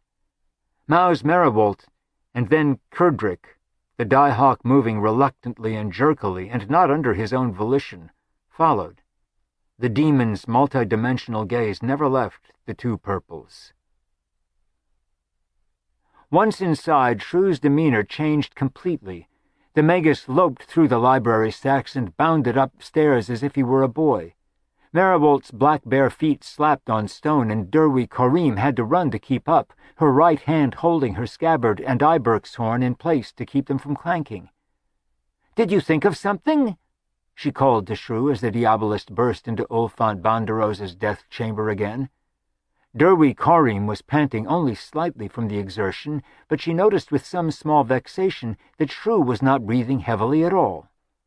"I didn't just think of it," said Shrew. "I knew it all along. That beautiful finding crystal was mere bait. It will lead Fosselm and his elementals nowhere, or at least nowhere they want to be. My hope is that it will take them to the open jaws of a lantern-mouthed leviathan in the South Polar Sea." "I don't understand," squeaked Meribolt, looking at the shards of shattered glass cover where the finding crystal had been so prominently displayed. "Why would the Master leave—" The little mouse man looked at Shrew and stopped. "Precisely," said Shrew. He reached into his shoulder bag and pulled out a stone chisel, a hammer, and an elaborate little wooden box with a glass front. Leaning over the remains of Ulfänt Banderoz like a doctor come too late, Shrew chipped off the dead man's not insignificant nose with 3 hard taps on the chisel. The glass panel on the small box lid slid open at a gesture. Shrew set the nose in place. The panel closed, and there was an audible hiss and sigh as the box pumped all air out of the small space. Shrew held the box out absolutely flat, glass face up, while the other 2 huddled close and Kerdrick remained in the doorway, staring down through wood, iron, and stone at the 2 purples outside. The nose in the box quivered like a compass needle and turned slowly until the nostrils faced south-southeast. "Wonderful!" cried Derwi Korim. Now all you have to do is jinker one of these carpets into flight, and we'll find the other ultimate library before the sun sets." Shrew smiled ruefully. "Alas, Fosselm was telling the truth when he said that he had destroyed all of my jinkerable rugs." "You're a magician," said the Myrmizon leader. "Won't any carpet turn into a flying carpet at your command?" "No, my dear," said Shrew. "There was something called science behind the magic in those wonderful jinkered bits of cloth and wire. Fosselm's vandalism this morning has been profound. Those rugs alone were worth more than all the fabled treasure in the catacombs beneath Urtzi-Damath. Also, Fosselm was telling the truth. His red spell will bring down any jinkered flying device in all of the dying earth. That is how powerful a red elemental can be." Kerdrick growled, and Shrew realized the Die-Hawk had said, "The tunnel apothegm?" "No, the guiding nose will not work beneath all that stone," Shrew said softly. "We can take the Megillas. We bring extras along," said Derwy Corriem. "But if the other ultimate library is on the other side of the world, it might take—" "Forever," chuckled Shrew. "Especially since, the last time I checked, your Megillas were not enthusiastic swimmers. There may be several seas and oceans in the way." "We're foiled, then?" asked Mariwold. The little servant sounded relieved. Shrew glanced at the little figure, and his stare was cold and appraising. "I guess you are a member of this expedition now, Mouse Mariwold. That is, if you want to be." "If my twin sister really is in the other library, I would like to meet her," came the squeak. "Very well, then," said Shrew, setting the case with Ulfänt Banderoz's nose carefully in his shoulder bag, nestled amidst an extra set of underlinens. "There are ways to fly other than magic. The caravan transit hub of Mothmain Junction is only 50 leagues south and east from here, along the river Durindian, and unless I am mistaken, the old sky galleon towers and the ships themselves are still intact." "Intact," said Derwy Corriem, "but lacking their vital lifting fluid since the trade routes to the far north closed. No sky galleon has flown from Mothmain Junction in the last 2 years." Shrew smiled again. "We can take your Megillas," he said softly, "if we're willing to ride them half to death, which means saddle sores for this old Magus's bum. We can be in Mothmain Junction by midday tomorrow, but we shall have to stop at my wares wagon below to fetch my traveling trunk." "Fosselm said that he'd burned your ware wagon and all its contents," reminded Derwy Corriem. "So he did," said Shrew, "but my trunk is hard to steal and harder to burn. We shall find it intact in the ashes. The sky galleon owners of Mothmain Junction will welcome some of the things that Kerdrick packed in it. Which reminds me, Kerdrick?" The Die-Hawk, the purple feathers rising from the red crest-bones of his skull to touch the doorframe 12 feet above the ground, his huge 6-fingered hands twitching and opening and closing, growled a response. "Would you be so kind," said Shrew, "as to kill the 2 purples waiting below?" Kerdrick showed a fanged smile so broad that it literally went from one pointy ear to the other. Another few inches and the top of his head would have fallen off. "But take them to the 10th level of the overworld to do the deed," added Shrew. Turning to Mariwold and Derwy Corriem, he explained, "It reduces the number of collateral casualties considerably, at least in this world." Turning to Kerdrick again, he said, "Rejoin us as soon as you are finished in the overworld." Kerdrick winked out of sight, and a few seconds later there came an astonishing thunderclap rattling the library as the Die-Hawk dragged the 2 purples out of one reality and into another. The stone corpse of Ulfänt Banderoz jiggled on its high bed, and books and nostrums tumbled from shelves and dresser tops. "To the damned Megillas," said Shrew. Derwy Corriem was loosening the ibex horn from her belt as they left the room. Mouse Mariwold lagged behind a moment. Standing over the noseless stone corpse, the little figure clasped his hands in front of him and bowed his head. His huge black eyes filled with tears. "Goodbye, master," he said. Then Mariwalt hurried down to join the other two. Dame Warmaven Derwy Corrym's shattering horn blast was already echoing from the mountainside, while the blare of answering Iberk horns rose from the valley below. There were 3 tall steel and iron towers rising over the caravan city of Mothmain Junction like metal markers on a sundial. The tower tops ranged from 300 to 600 feet above the town and river. Each tower was made of open girders, skeletal and functional, yet still ornamental in some forgotten age's style, and the top of each tower was an acre or two of flatness, broken only by the necessary cranes, dock cradles, ramps, shacks, passenger waiting areas, and cargo conveyors necessary to service the almost constant flow of sky galleons that had once filled the skies here. Now, as Shrew and his companions, including the 17 Myrmizons who'd accompanied their leader, rode down the wide main avenue of Mothmain Junction, residents and stranded pilgrims and others scurrying to get out of the way of the exhausted and angry Magillas, the Diabolist could see that only 3 galleons remained. For centuries, the sky galleon trade had withered as the quantities of ossip sap and its phlogiston extract became more and more scarce. Most of the ancient sky galleons that had called Mothmain their primary port had long since been grounded elsewhere, or stolen by pirates and put to more practical uses on the dying earth's seas or rivers. But 3 remained, grounded atop their respective departure towers, but relatively intact. Before they reached the shadows of those towers, Shrew took out his telescope and studied their choices. The first tower rising into the dark blue midday sky, that of the Most Excellent Marthusian Comfort Cruise Line, was little more than girders of rust holding up crossbeams of wooden decay.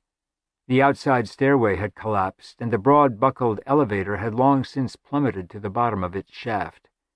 Shrew could see rough rope ladders spiderwebbing the structure, and men moving on the sagging platform 300 feet above the river, but they appeared to be dismantling the once proud galleon that nested in its dock stays.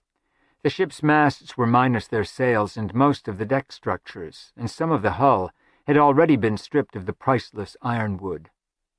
The second tower, its ancient signs and banners still proclaiming Lumarthian luxury travel, cruises and transits to anywhere on the dying earth, sky galleons of ultimate comfort and total safety and most decadent luxury, pilgrims welcome, worshippers of Yont, Jastanave, Pamfoon, Aldemar, and Sewell, praised be their names, 10% discount. Was hardly more intact than the first tower and ship. There was no one visible atop the tower. Even the cargo handlers' shacks had fallen down. The sky galleon docked there was larger than the first, but looked as if it had been in a battle. The length of its hull had been scorched and breached and riddled with 10-foot-long iron harpoons that gave the old galleon a porcupine look. Shrew sighed and studied the third and tallest tower. The stairway, all 60 zigzagging flights of it, looked shaky, but complete. The lift platform was still at the bottom of its shaft, but Shrew could see that all of the levitation equipment had been removed, and the remaining metal cables, looking too old and far too thin to support much weight, were connected to a manual crank at the bottom.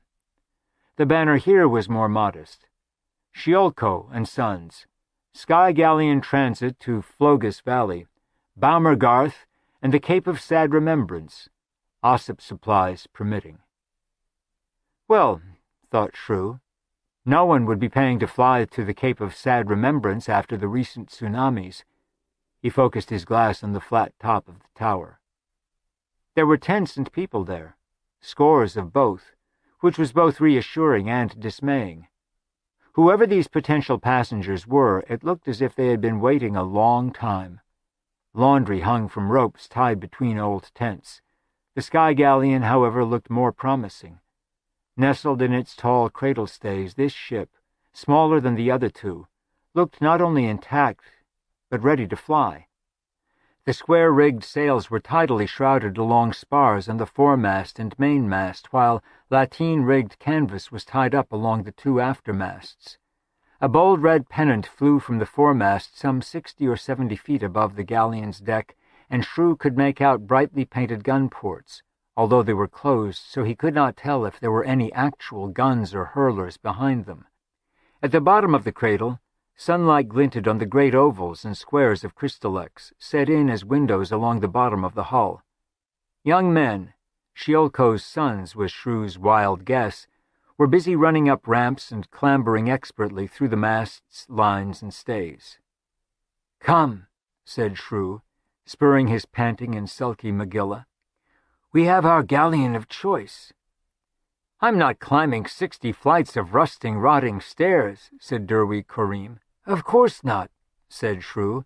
"There is a lift." "The lift platform itself must weigh a ton," said Derwy Korim. "It has only a cable and a crank. And you have 17 marvelously muscled myrmizons," said Shrew. The owner and captain of the sky galleon, Shambe Shiolko, was a short, heavily muscled, white-bearded beetle-nut of a man, and he drove a hard bargain. "As I've explained, Master Shrew," said Shiolko, "there are some 46 passengers ahead of you." Shiolko gestured toward the muddle of sagging tents and shacks on the wind-swept platform where they all stood 600 feet above the river. "And most of them have been waiting the 2 years and more that I've lacked the extract of ossip and the atmospheric emulsifier which allow our beautiful galleon to fly." Shrew sighed. "Captain Shiolko, as I have tried to explain to you, I have the ossip phlogiston for you." Shrew nodded to Derwy Korim, who lifted the heavy sealed vat out of his trunk and carried it over, setting it on the boards of the platform with a heavy thunk. And from his robes Shrew produced a smaller lead box which still glowed a mild green. "And I also have the Krygon crystals for the atmospheric emulsifier you require. Both are yours without cost, as long as you book us passage on this voyage." Captain Shiolko scratched at his short beard. "There are the expenses of the trip to consider," he mumbled. "The salaries for my 8 sons, they serve as crew, you know. Food and water and grog and wine and other provisions for the 60 passengers." 60 passengers? Said Shrew. "There need only be provisions for myself and this servant." He gestured toward Maus Meribolt, who was largely disguised within a diminutive Fershnian monk's robe, with the possible addition of another member of my party who might join us later. "And me," said War Maven Derwy Korim, "and 6 of my myrmizons. The rest can return to our camp." Shrew raised an eyebrow. "Certainly, my dear. You have other more profitable undertakings to pursue? This voyage will be of an undetermined length, and indeed might take us all the way to the opposite sides of the dying earth, and that by a circuitous route." "9 of you, then," grumbled Captain Shiolko, "plus the 46 who have waited so long. That will be provisions for 55 passengers and 9 crew, of course, counting myself, so 64 mouths to feed. The Steressa's dream has always set a fine table, sir. Mere provisions, not including our salaries, will come to 5,300 terces for the victuals, and a mere 2,400 terces above that for our labors and skills." "Outrageous," laughed Shrew. "Your sky galleon will sit here forever unless I provide the ossip extract and emulsifier. I should be charging you 7,500 terces, Captain Shiolko." "That is always your privilege to do so, Master Shrew," grunted the old sky sailor. "But then the cost of your passage would rise to more than 14,000 terces. I thought it easier the first way." "But certainly," said Shrew, gesturing to the crowd, "these good people do not want to take such a long and, I confess, dangerous voyage, since I would insist that our destination, which is not yet even fixed, will be the first one to which we sail. You can return for them, This amount of ossip phlogiста alone should levitate your beautiful galleon." "The Stariss's Dream," said Captain Shilko. "Yes, lovely name," said Shrew. "Named after my late wife and the mother of the 8 crewmen," murmured the old captain. "Which makes it even more lovely," said Shrew. "But, as I was saying, even if we were to meet your exorbitant demand for recompense, these good people should not wish to endanger their lives in such a dangerous voyage when they desire simple transit to less problematic destinations." "With all due respect, Master Magus," said Shilko, "look at them what's waited here so patient for 2 years and more, and understand why they will insist they be aboard whenever Stariss's Dream departs its cradle.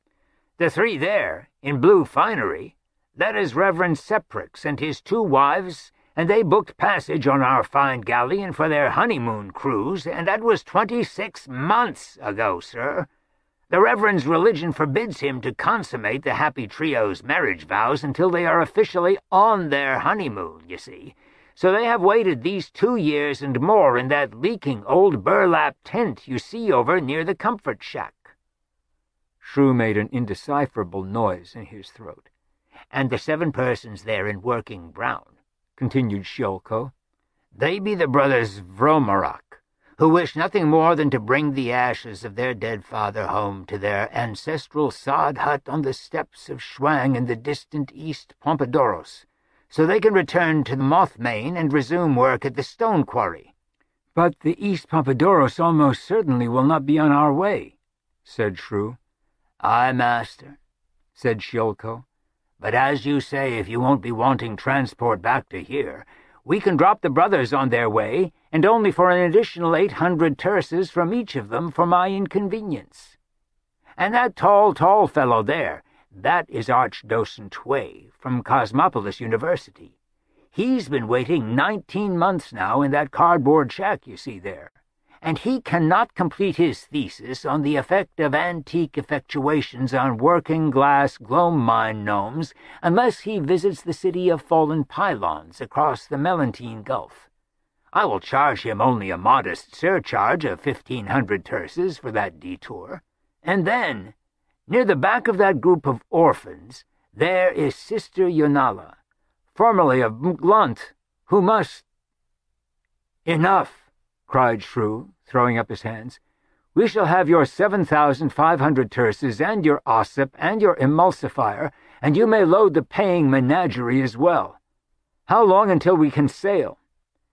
"It will take my sons only the afternoon and night to load the necessary viands and water flasks for the first weeks of our journey, Master Magus," grunted Shilko, showing only the slightest flush of pride at his success. "We can sail at dawn, should the treacherous sun choose to favor us with one more sunrise." "At dawn, then," said Shrew. He turned to reason with Derwy Corim, but the woman was already choosing the 6 Myrmizons to accompany her and giving the others instructions about their return to the Myrmizon camp. And thus began what Shrew would later realize were, incredibly, almost incomprehensibly, the happiest 3 weeks of his life. Captain Shilko was true to his word, and Stariss's Dream lifted away from its docking cradle just as the red sun began its own tortured ascent into the deep blue sky. The galleon hovered for a moment like a massive wood and crystal balloon some 1,000 feet above what looked to be the entire population of Mothmane Junction turned out to watch its departure, and then Shilko's 8 sons— Shrew had already noticed that 3 of them were young women— shook out the canvas sails. The captain engaged the atmospheric emulsifier at the stern, which thickened the air beneath the sky galleon's hull and rudder sufficiently to allow it to make way and to tack against the wind, and following Shrew's directions after the diabolist had consulted his little box holding Ulfänt Banderoz's nose, set the ship's course south-southeast. All 46 of Shilko's original customers, as well as Derwy Corim and her Myrmizons, Marawolt, still in his robes, and Shrew himself then pressed to the railings of the mid-deck or their private stateroom terraces and waved to the shouting crowds below. At first, Shrew thought that the thousands of Mothmain Junction residents, peasants, shopkeepers, and rival Sky Galleon workers were roaring their approval and best wishes up to the voyagers. But then he saw the low morning sunlight glinting off arrows, crossbow bolts, rocks, and a variety of other things flung up at Steris's dream, and he realized that the first departure of a Sky Galleon in more than 2 years was not an occasion held in unalloyed affection and approval.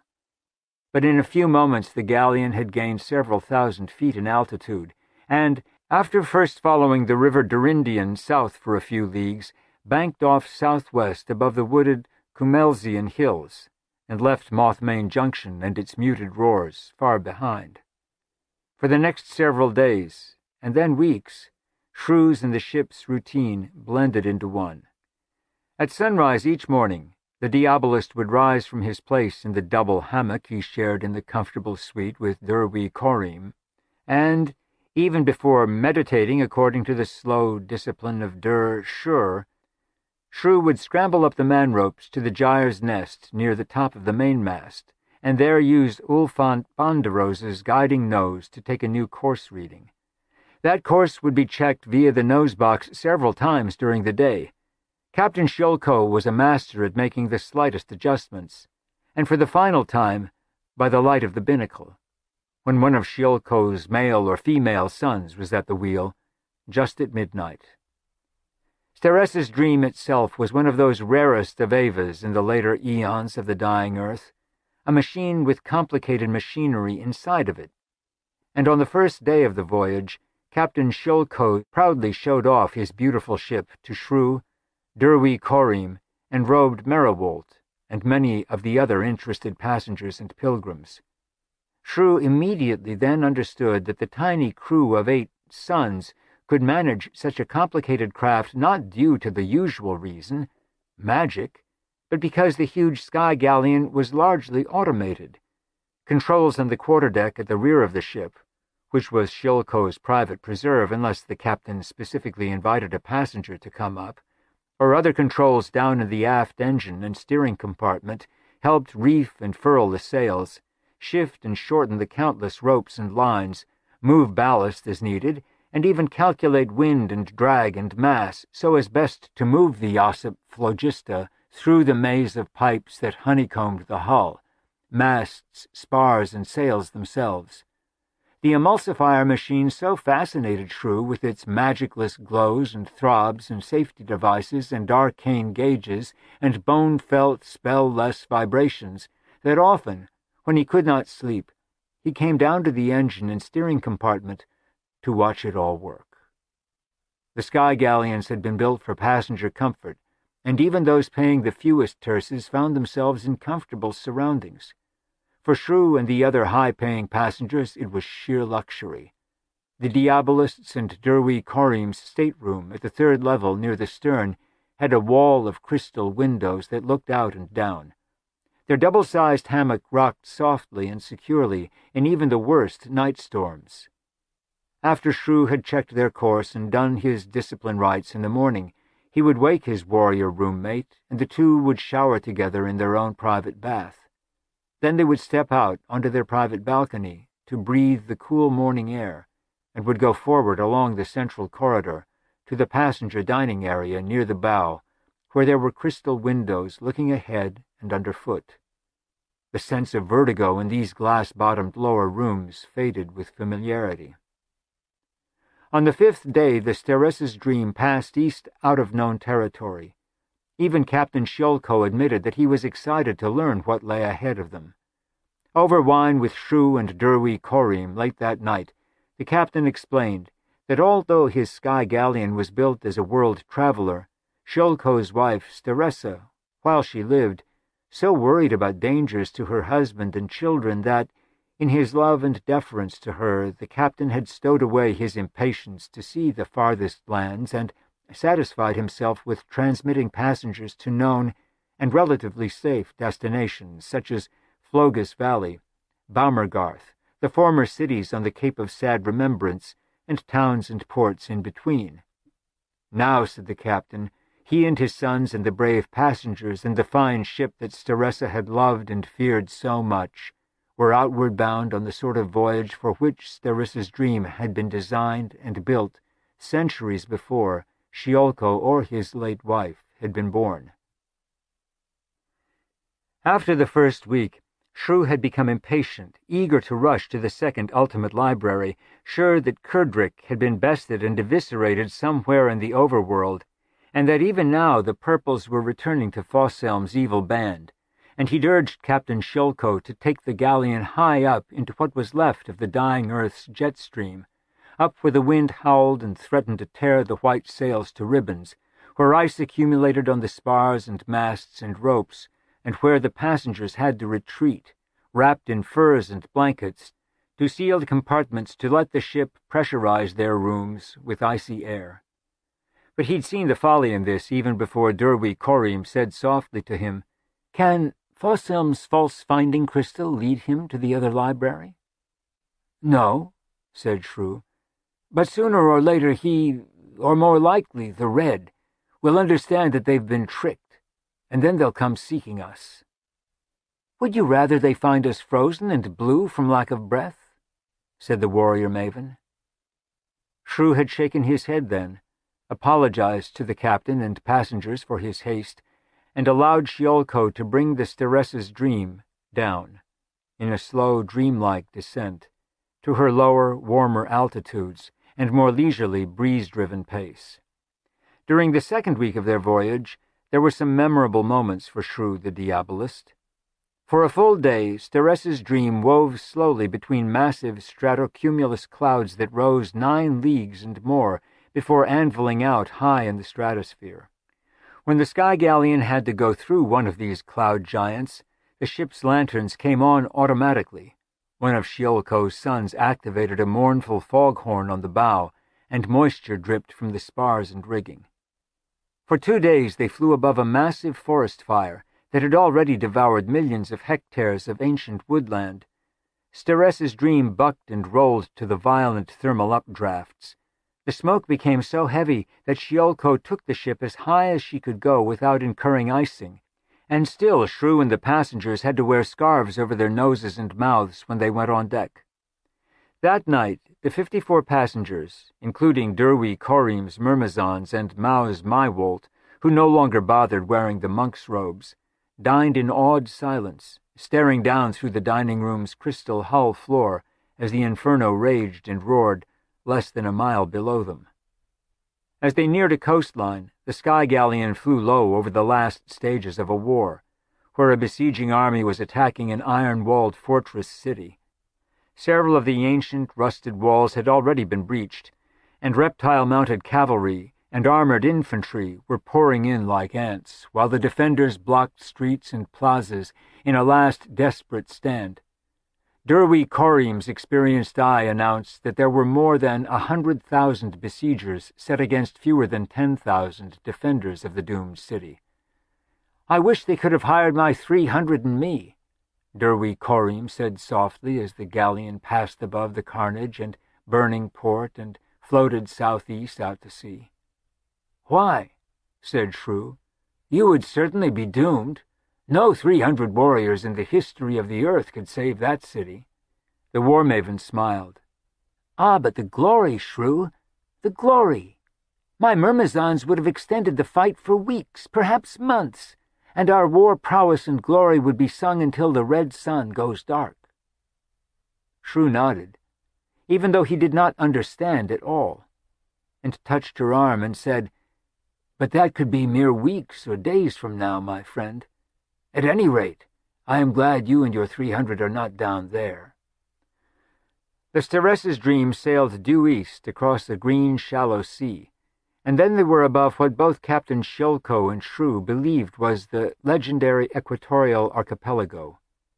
The passengers lunched on their terraces and looked down as Shiolko brought the galleon low to less than 1,000 feet above the tropical foliaged isles and green lagoons.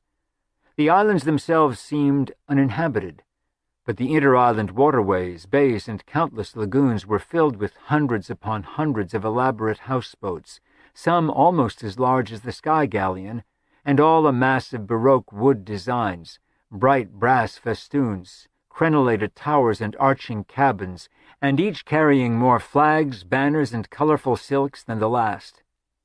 They left the archipelago behind and crossed further south and east into deeper waters. The sea went from green to light blue to a blue so dark as to rival the dying earth's sky, and the only moving things now spied below were the great shadowy shapes of whales and the sea monsters who ate the whales. In the dining room that night, the ocean below was alive, with a surface phosphorescence underlaid by the more brilliant and slow-moving biological arc lamps of the lamp-mouthed leviathans.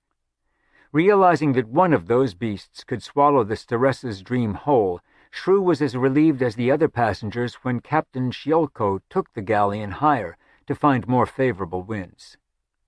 The next morning, one of Captain Shiolko's sons showed Derwy, Corim, and Shrew how to hook their small webbing hammocks to clasps set high in the cross-trees of the mainmast above the gyre's nest. It was a gusty day, and the sails and tops of the masts were often tilted 30 to 40 degrees from vertical, as the great ship first tacked and then ran before the wind.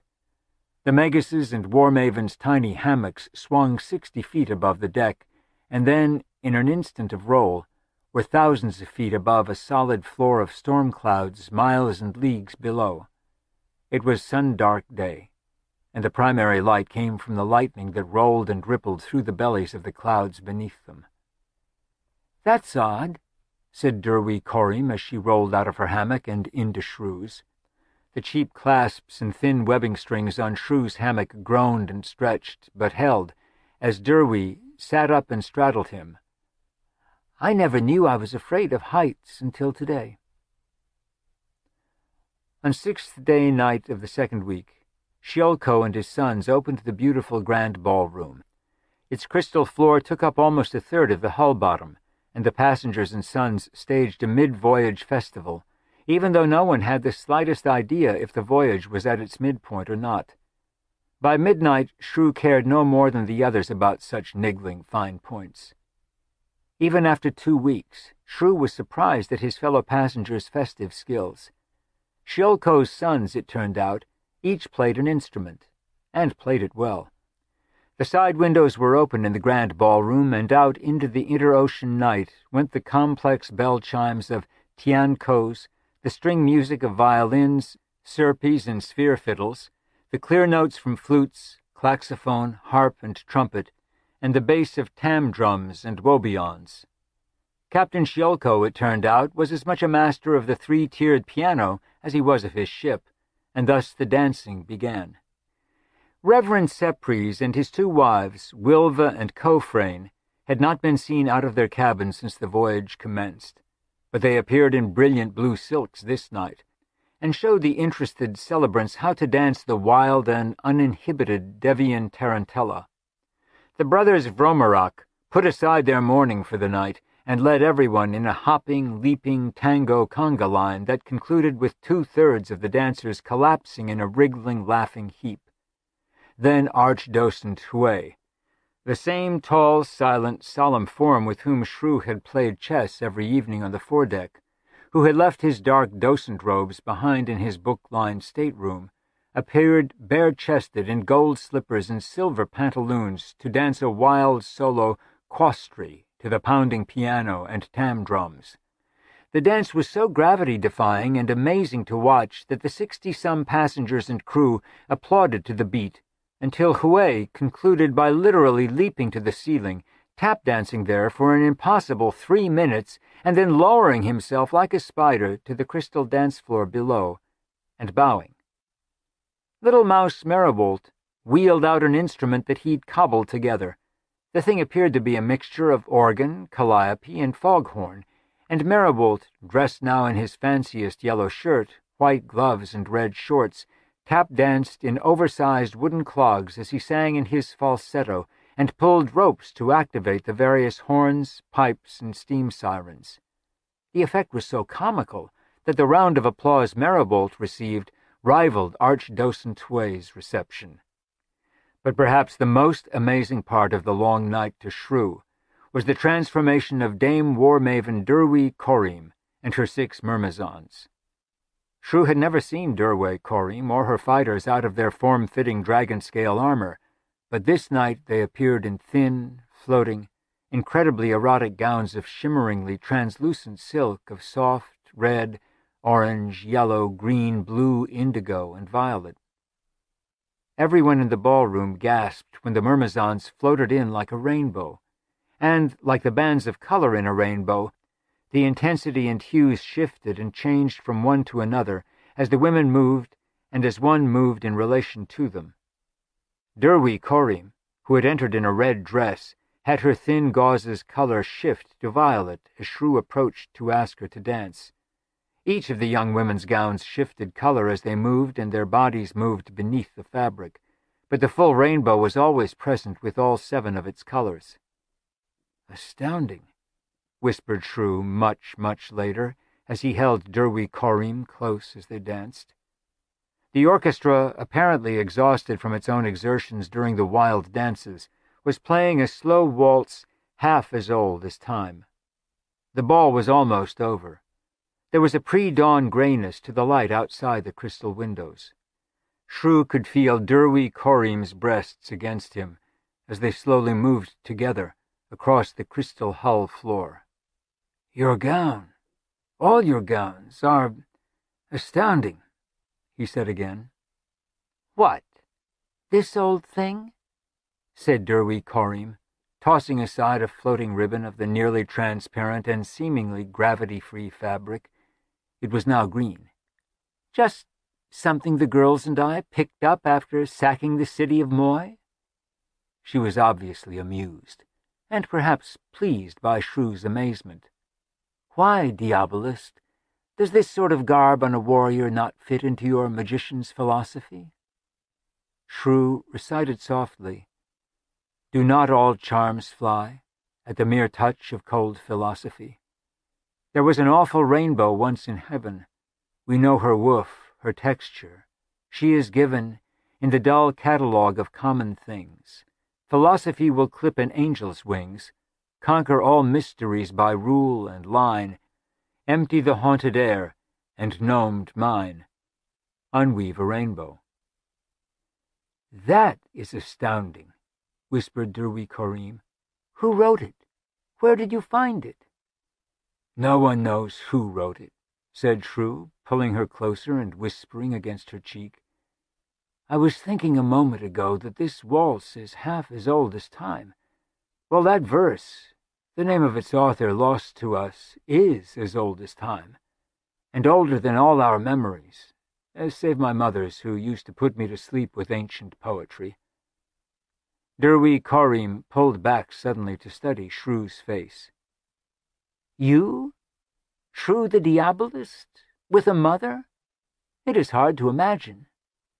Shrew sighed. Suddenly, Archdocent Hway cut in, not to dance with Derwy Corriem, but to talk excitedly to Shrew. "Did I hear you say something about gnome mines? I am doing my thesis on gnomes in glome mines, you know." Shrew nodded, took Derwy Corriem's hand, and said, "Fascinating. But I fear the lady and I must turn in now. I shall talk to you about the gnome mines another time, perhaps over chess tomorrow."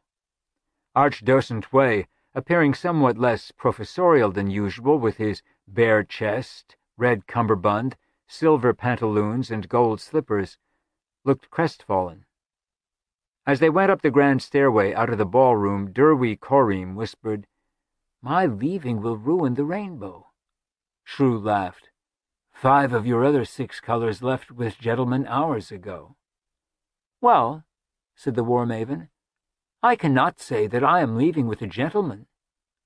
Shrew glanced at her sharply. Although his expression had not changed, he was amazed to find that his feelings were deeply hurt. As if sensing this, Derwy Corriem squeezed his hand. "I am leaving with the gentleman," she said softly, "of this voyage, of all the males I've known in my not insignificant lifetime. Perhaps in all of the dying earth, a gentleman and a magician. Not a common combination, that." Shrew did not argue. He said nothing as they went up to their stateroom. 2 days later, the Staressa's Dream crossed the western coastline of another continent just after dawn. Ulfänt Banderoz's nose shifted at least 10 degrees northeast in its little box, and the sky galleon altered its course to follow. "Captain," Shrew said as he stood on the otherwise empty quarterdeck near Shiolko at the great wheel, "I noticed the gun ports along the hull." Shiolko rumbled his sailor's laugh. "Paint only, Master Magus, paint only, for appearance sake. Come sky pirates or angry husbands after a port call." "Then you have no weapons?" 3 crossbows and my grandfather's cutlass in the weapons locker," said Shiolko. "Oh, and the harpoon gun down in the for'ard hold." "Harpoon gun?" "A great awkward thing that runs off compressed air," said the captain. "Fires an 8-foot-long barbed bolt of a harpoon trailing a mile or 3 of thin steel cable. Originally meant to hunt whales or baby lantern-mouths or some such. My sons and I have never had reason or opportunity to use it."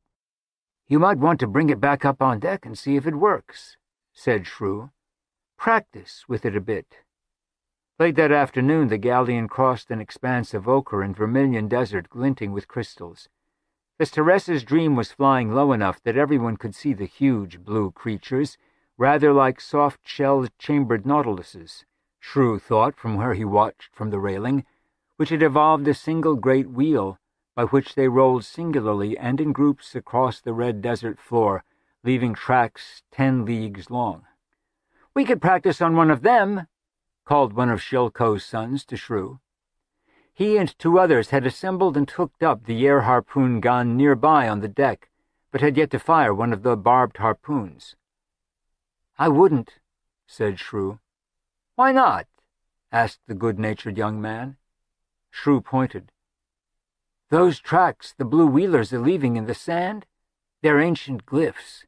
The creatures are wishing us fair winds and a pleasant voyage." As they passed beyond the desert, Derwi Korim joined them at the rail. "Shrew, tell me the truth. You never had any plans to flee the dying earth when its last days came, did you?" "No," said Shrew. He showed a quick, uncharacteristic grin. "It's all just too damn interesting to miss, isn't it?" Early the next morning they had entered a higher, sharper range of mountains than any of them had ever seen before. The peaks were high enough that real snow remained on the summits, when suddenly the low clouds ahead parted, and the Staressa's Dream was floating above tall, thin, metal and glass towers that were lit from within by something brighter than lanterns. A dozen ancient air cars flew into the air like hornets from those towers and swept toward the galleon. Captain Shiolko sounded the alarm. He'd had to retrieve several of the klaxons and sirens from Merriwolt's cobbled-together musical instrument, and the passengers went to their stations below deck as rehearsed. The captain's sons took their places in the rigging or at firefighting stations, and Shrew saw all 3 ancient crossbows in use. Shiolko himself, at the wheel, had buckled on the cutlass that one of his female sons had brought him. Derwi Korim and her 6 myrmizons deployed themselves with their shorter crossbows and edged weapons, 2 of the women on the port side rail, 2 in the starboard, 1 in the bow, 1 in the stern, at the quarterdeck behind the captain, and Derwi Korim herself roaming. Shrew remained where he'd been at the port railing. 3 of the air cars swept in closer. Shiolko was having one of his sons run up the white flag and blue universal flag of parley, when the 3 air cars fired narrow, intense beams of light at the Staressa's Dream. 2 sails and narrow circles of decking burst into flame, but Shiolko's sons put out the fires with buckets of water in half a minute. 4 more air cars joined the first 3, and they swept in closer on the port side, choosing to unleash their heat beams from only 100 yards out. "Fire!" said Derwi Korim. All 7 of the myrmizons triggered their blunt but powerful crossbows. They reloaded so quickly from their belt quivers that Shrew could not see the actual motions. Together the 7 got off 11 volleys in less than a minute. Bolts pierced the yellowed, brittle canopies of the ancient air cars, and 6 of the 7, their pilots dead, plummeted down through the clouds to crash on the snowy peaks below. The 7th air car wobbled away, no longer under its pilot's control. The remaining 5 began to circle the Steres's Dream from half a league out, attempting to ignite the galleon's wide white sails with their attenuated beams. Shrew glanced at the compressed air harpoon gun, but Shiolko's sons were too busy cooling the white-circled hot spots on the sails to man the clumsy weapon. Closing his eyes, Shrew raised both arms, turned his fingers into quickly moving summoning claws, and chanted a spell taught him a century earlier by a misogynist fellow magus named Chamast. Out of the clouds to the northeast emerged a half-mile-long crimson dragon, its wings longer than the galleon, its eyes blazing yellow, its long teeth glinting in the sunlight, its maw wide enough to swallow all 5 air cars at once. Everyone on the Steres's Dream ceased their cries and motion until the only audible sounds were the flapping of the sails in their stays, and the much louder flap, flap, flap of the giant dragon's leathery wings. The air cars turned clumsily and fled back toward the distant tower city. The dragon ceased its pursuit of the metal and plastic vehicles and turned its interest toward the Steres's Dream, its long, sinuous body undulating like a sea serpent's as it flew between the clouds. Its yellow eyes looked hungry. "The harpoon gun!" cried Captain Shiolko to his sons. "Man the harpoon gun!" Shrew shook his head and held up one hand to stop the young men. Checking to make sure that the last of the air cars was out of sight, Shrew raised both arms again, the gray spider silk of his robe sleeves sliding back, and made motions as if directing an invisible orchestra, and the dragon disappeared with a thunderclap implosion. The passengers applauded. Later that evening, Shrew came up on deck to another round of applause. The passengers were watching a smaller, greener, but angrier version of his dragon, trying to keep up with the sky galleon but falling behind as the wind came strong straight from the southwest, propelling Steres's Dream over and away from the last of the mountain peaks and their attendant clouds. Belching fire in the direction of the galleon, the smaller dragon turned back toward the clouds and high peaks. "I think your first dragon was more convincing," said Captain Shiolko as the passengers on deck again applauded the magician. "So do I," said Derwy Korim. "This one seemed a tad less solid, almost transparent in spots." Shrew shrugged modestly.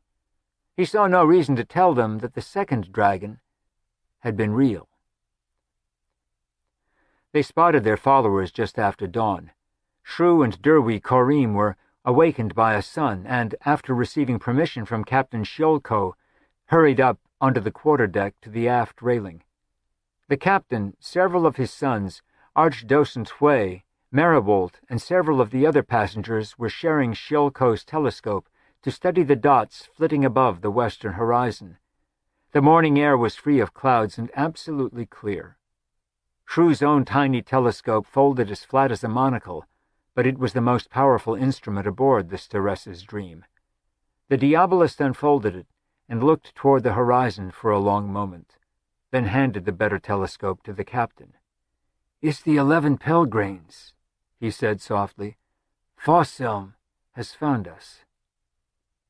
"There's one saddle empty," said Derwy Korim when it was her turn to look through the telescope. "The apprentice seems to have gone missing," said Shrew, "but you'll notice that the 2 purples are back and in their respective saddles." Derwy Korim's pale face lifted toward Shrew. "Then your die-hawk, Kurdrick, has failed. If that is true,"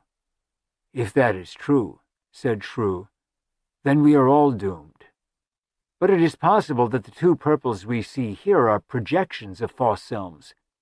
Of the Reds, rather, since I believe that Fosselm himself has little or no autonomy any longer.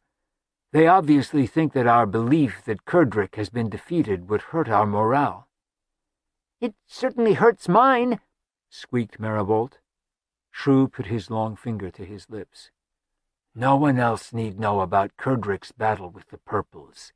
Then, projection or no, the morale of our small band will not suffer." "Until Fosselm and his red and purples kill us," said Derwy Corriem very softly. But she was smiling, and there was a gleam in her eye.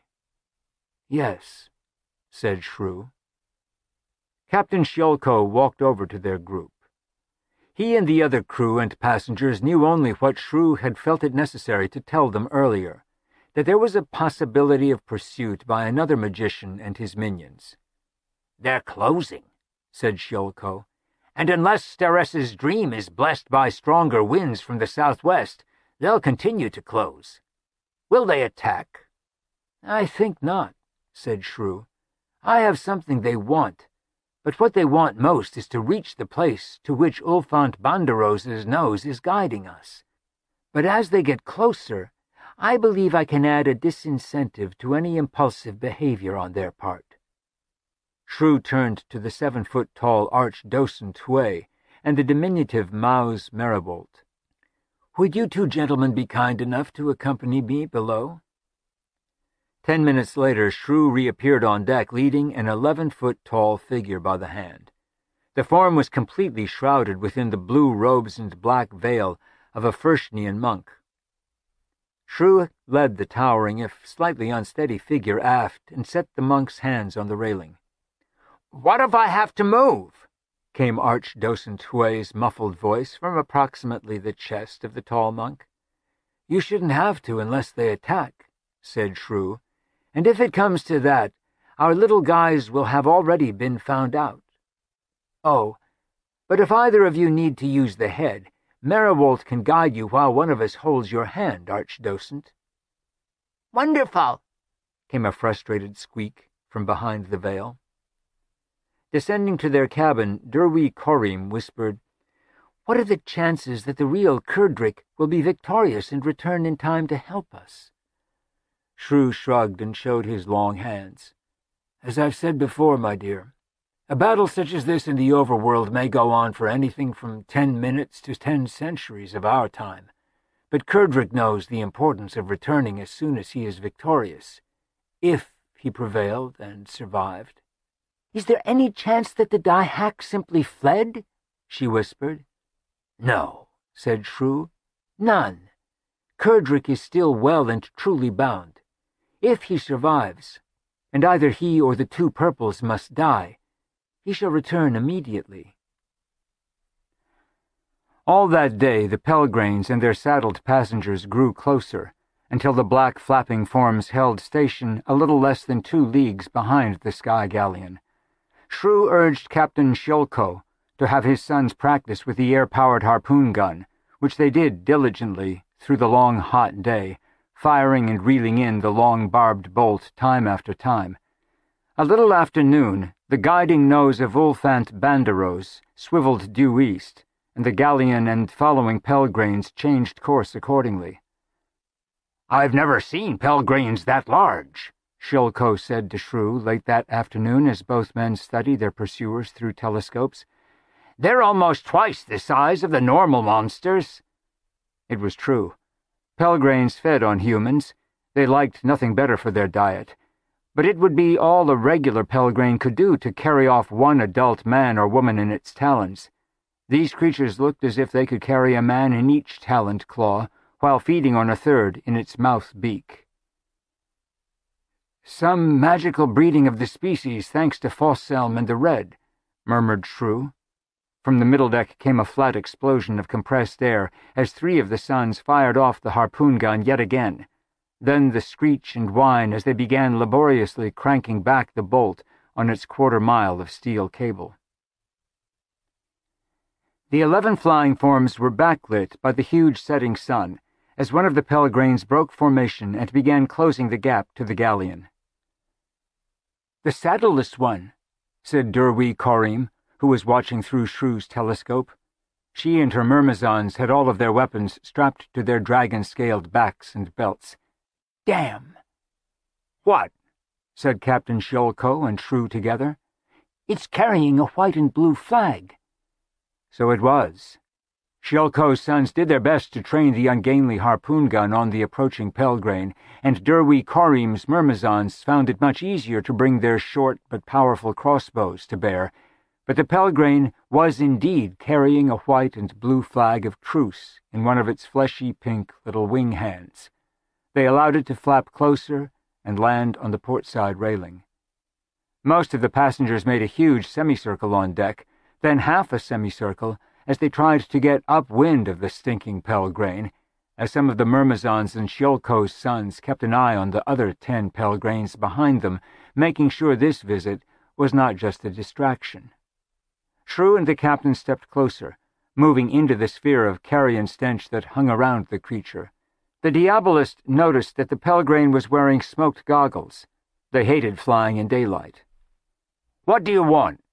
demanded Captain Shilko, and then, as an afterthought, added, "If you crap on my railing or deck, you die." The Pelgrane smiled a foul, Pelgranish smile. "Your magician knows what we want." "I'm fresh out of finding crystals," said Shrew. "What happened to Fosselm's apprentice?" "He became too ambitious," wheezed the Pelgrane, "as all apprentices do sooner or later. Fosselm was forced to punish him. But do not change the subject, Diabolist. Hand over the nose." Something about the phrasing of that demand made both Shrew and Derwi Korim laugh. The others in the mass of passengers and crew looked at them as if they'd gone mad. "Tell the bread and his puppet Fosselm that their projection of the purples is a sad failure," said Shrew. He nodded toward the silent, tall monk's figure at their stern rail. At least Maribold had managed to turn Archdocent Hui around, so that the black veil under the hood was aimed in the general direction of the Pelgrane. "We know how the battle in the overworld really went." The Pelgrane looked bored. "Are you going to give me the nose or make Fosselm take it from you?" Shrew sighed. "Let me show you something, my friend," he said softly. "Young Shilko, Arvin, could you give me that extra bit of block and tackle? Yes, set it on the deck in front of me. Thank you. Are you watching, Pelgrane?" The oversized Pelgrane's yellow eyes were shifting, hungrily, every way but toward the heavy block and bit of rope on the deck. It licked its foul chops while looking at the passengers, but said, "Oh, is there a birthday party underway here? Did you all hire a village magic maker?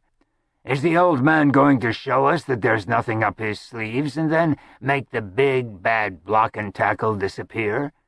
That will deeply impress one of the 17 elemental reds in all of the universe." Shrew smiled and snapped his fingers. The heavy block disappeared. The Pelgrane screamed in pain and horror, its talons and both of its tiny fleshy hands clutched at its own belly. "You looked hungry," said Shrew. "I know that Fosselm and Fosselm's owner are watching and listening through you.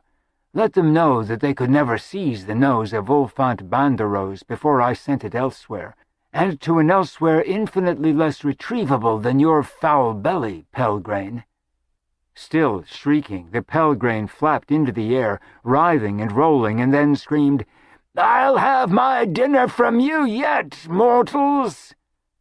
It feinted in Shrew's direction, but banked suddenly, seized Ruffren Seprus's younger wife Wilva in its talons, and flapped away toward the south, still screeching and shrieking in pain, even as Wilva screamed. "Quick!" cried Shrew, gesturing the frozen Shilko sons toward the compressed air harpoon gun. The Myrmizons needed no impetus. The Pelgrane was no more than 30 yards away when 6 crossbow bolts slammed into the monster's shoulders, back, and upper hairy thorax. The women warriors were trying to avoid hitting the woman hanging from its talons. The Myrmizons reloaded in an instant, and Derwi Korim raised her hand, ready to signal a second volley. "No!" cried Shrew.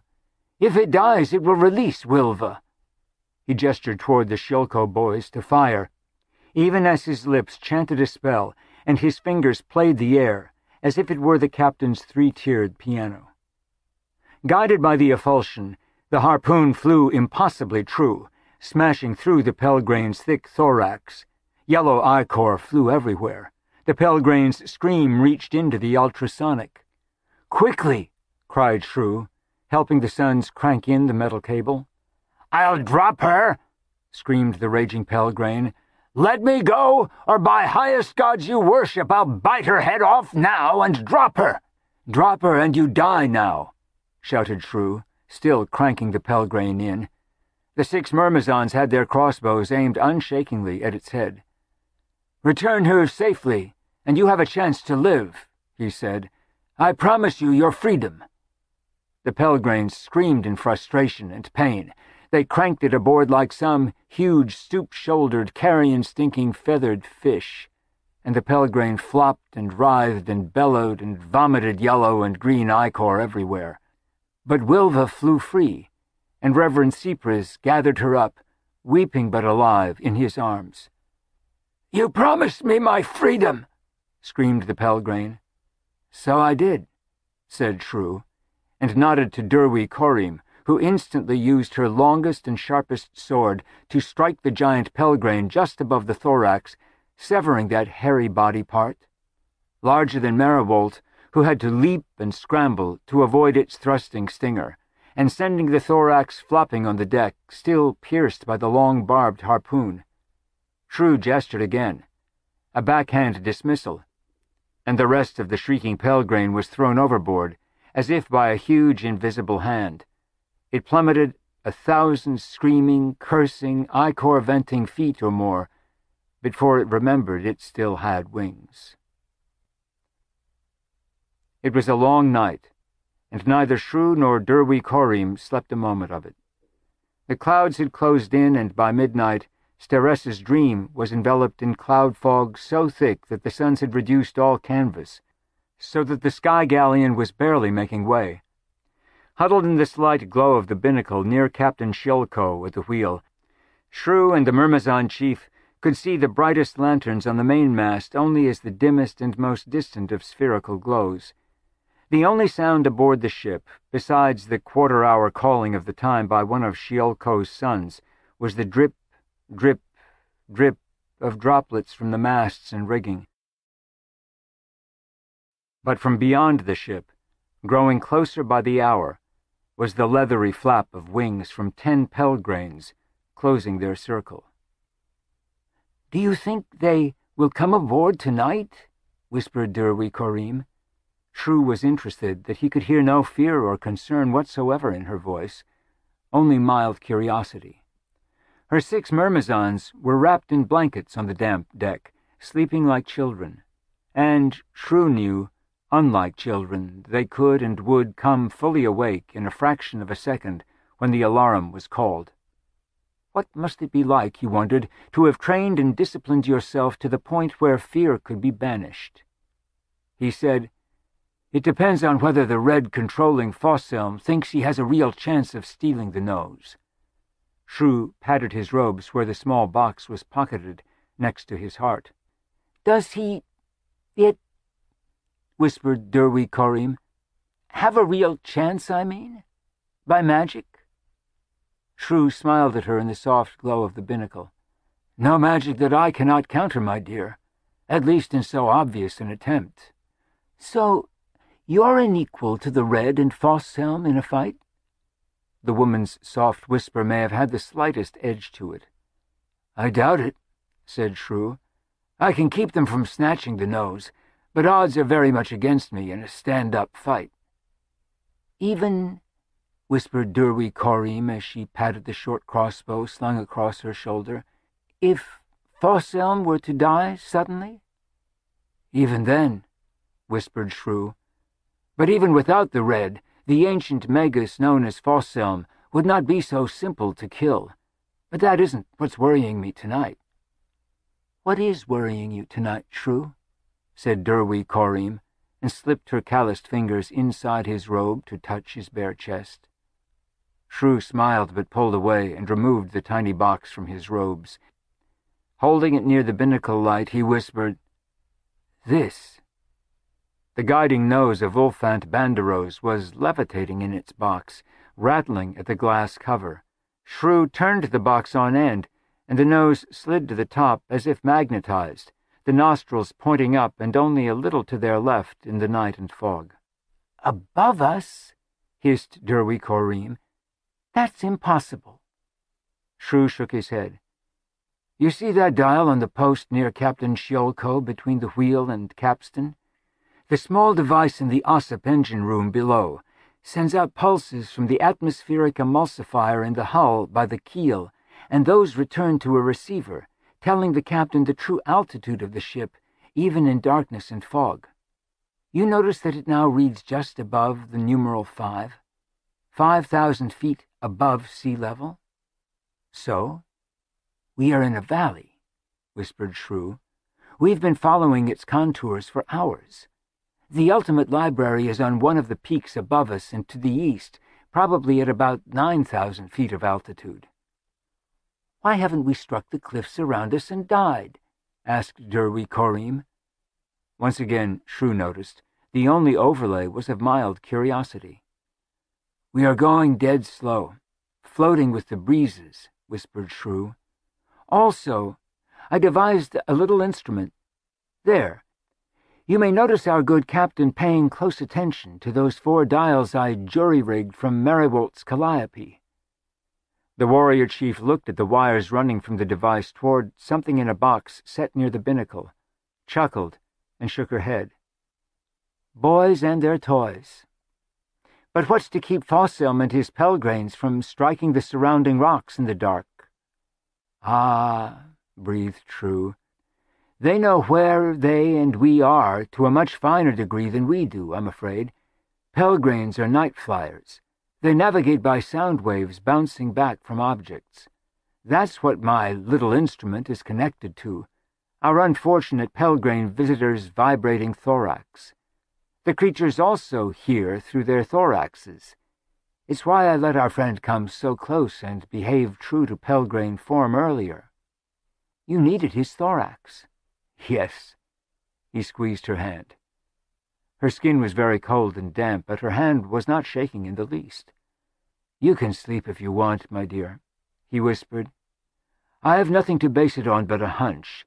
But I don't think the red and Fosselm and the 3 yellows and 3 greens and their Pelgranes will make their move tonight, in the dark." "Sleep?" whispered Derwy Corriem, former princess of the House of Domber. "And miss all this? You must be joking." Spreading a blanket, she slid under Shrew's outer robe and pulled him down next to her. Captain Shiolko glanced over in their direction once, grunted softly, and then returned his attention to the emulsifier and thorax dials. The nose began spinning at first light, when the clouds first showed a milky pre-dawn glow and then parted as the red sun struggled to rise. Captain Shiolko brought the galleon to full stop and then allowed it to rise more than 3,000 feet. The second ultimate library was on a rocky promontory overhanging a vertical drop 4,000 feet or more to the wooded valley below it. There was no moat at this version of the library, but wooded wilderness stretched away between high peaks for uncounted miles to its west. "You can sit down in that glade near the front door," Shrew said to the captain. "Then let us out, and go on to deliver the rest of your passengers." Shiolko grinned. "I know better than that, Master Magician. That Fosselm devil and the red thing what pulls his strings won't let us go, no matter what. We'll drop you off if you want. Then we'll moor nearby to that huge old tree near the waterfall where we can refill our casks. But we'll watch and help if we can. Our fate is your fate, we know that." "I'm sorry it has come to that," Shrew said sincerely. Captain Shiolko shrugged. "Somehow, I think I'm speaking for everyone on the ship, and perhaps for everyone on the dying earth. How it come to this, I don't know, and don't especially care. But we could have done worse than have you as our standard-bearer, I think, Master Magician Shrew. I don't see no stinking kid's birthday party anywhere near." The 10 Pelgranes landed in the glade even as Teresa's dream hovered and let down its gangplank. Derwy Corriem went down first, followed by her 6 myrmizons leading sluggish and sleepy Megillas just wakened from their sorcery-induced 3-week-long naps, straw from the livestock pens on the middle deck still clinging to their scales. Fosselm laughed as Shrew descended the gangplank, leading the tall, robed and veiled figure by his hand. "Your die-hawk looks a little wobbly there, Diabolist," called Fosselm as the robed form felt gingerly with his foot before stepping to the soil. "Well," said Shrew, "he's been through a tough fight. At least he's more solid than your pathetic purples." Fosselm's laughter stopped, but his broad grin remained. "You'll soon see how solid my purples are, dead man." All of the elementals had dismounted by now. The 3 yellows, 3 greens, 2 purples, and the towering red. The 10 Pelgranes began bellowing and surging. They'd obviously not been fed fresh meat or blood all through the long chase. "Silence!" bellowed the Fosselm puppet, and froze the Pelgranes into an icy block of steaming temporary stasis with a single wave of his upraised palm. Shrew blinked at the ease with which Fosselm, or in truth the Red, had effectuated such a difficult spell. Fosselm stepped closer. Indeed, his clumsy, bow-legged steps did resemble those of a poorly handled puppet, although, thought Shrew, 3 weeks in a Pelgrane saddle would create the same effect. "Fosselm," said Shrew, "where is your apprentice?" "Apprentices," growled the little Magus. "Bah! You know apprentices, Shrew. They always overreach. Always. It's why you've never had one of your own." "True," said Shrew. "Give me the nose," demanded Fosselm, "and I may let your pet soldier whore live. I might even allow the Sky Galleon to depart in one piece. But for you, Shrew, there is no hope." "So my mother often told me," said Shrew. He reached into his robes and withdrew the nose-box. "Do you give me your word, Fosselm? And your word, Elemental Red of the true overworld's 11th realm?" "You have our word," said Fosselm and the Red in perfect unison. "Well," said Shrew, holding the box with the nose's nostrils toward them, "then it saddens me a little to know that both your words combined aren't worth a steaming pile of Pelgrane shit. Kerdrick!" The tall figure in the blue monk's robes pulled back its hood and veil with its huge 6-fingered hands revealing its red crest and purple feathers, then ripped the robes to shreds and stepped free. Kerdrick's dorsal flanges flared 10 feet wide and glowed orange from internal heat. There were new raw scars running across the die-hawk's white-fuzzed brow and chest and upper thigh, but the creature seemed taller, stronger, more muscled, meaner, and more confident. "He followed me home during the night," said Shrew. "I decided to keep him." "My purples," said the Red, even as the 2 projections winked out.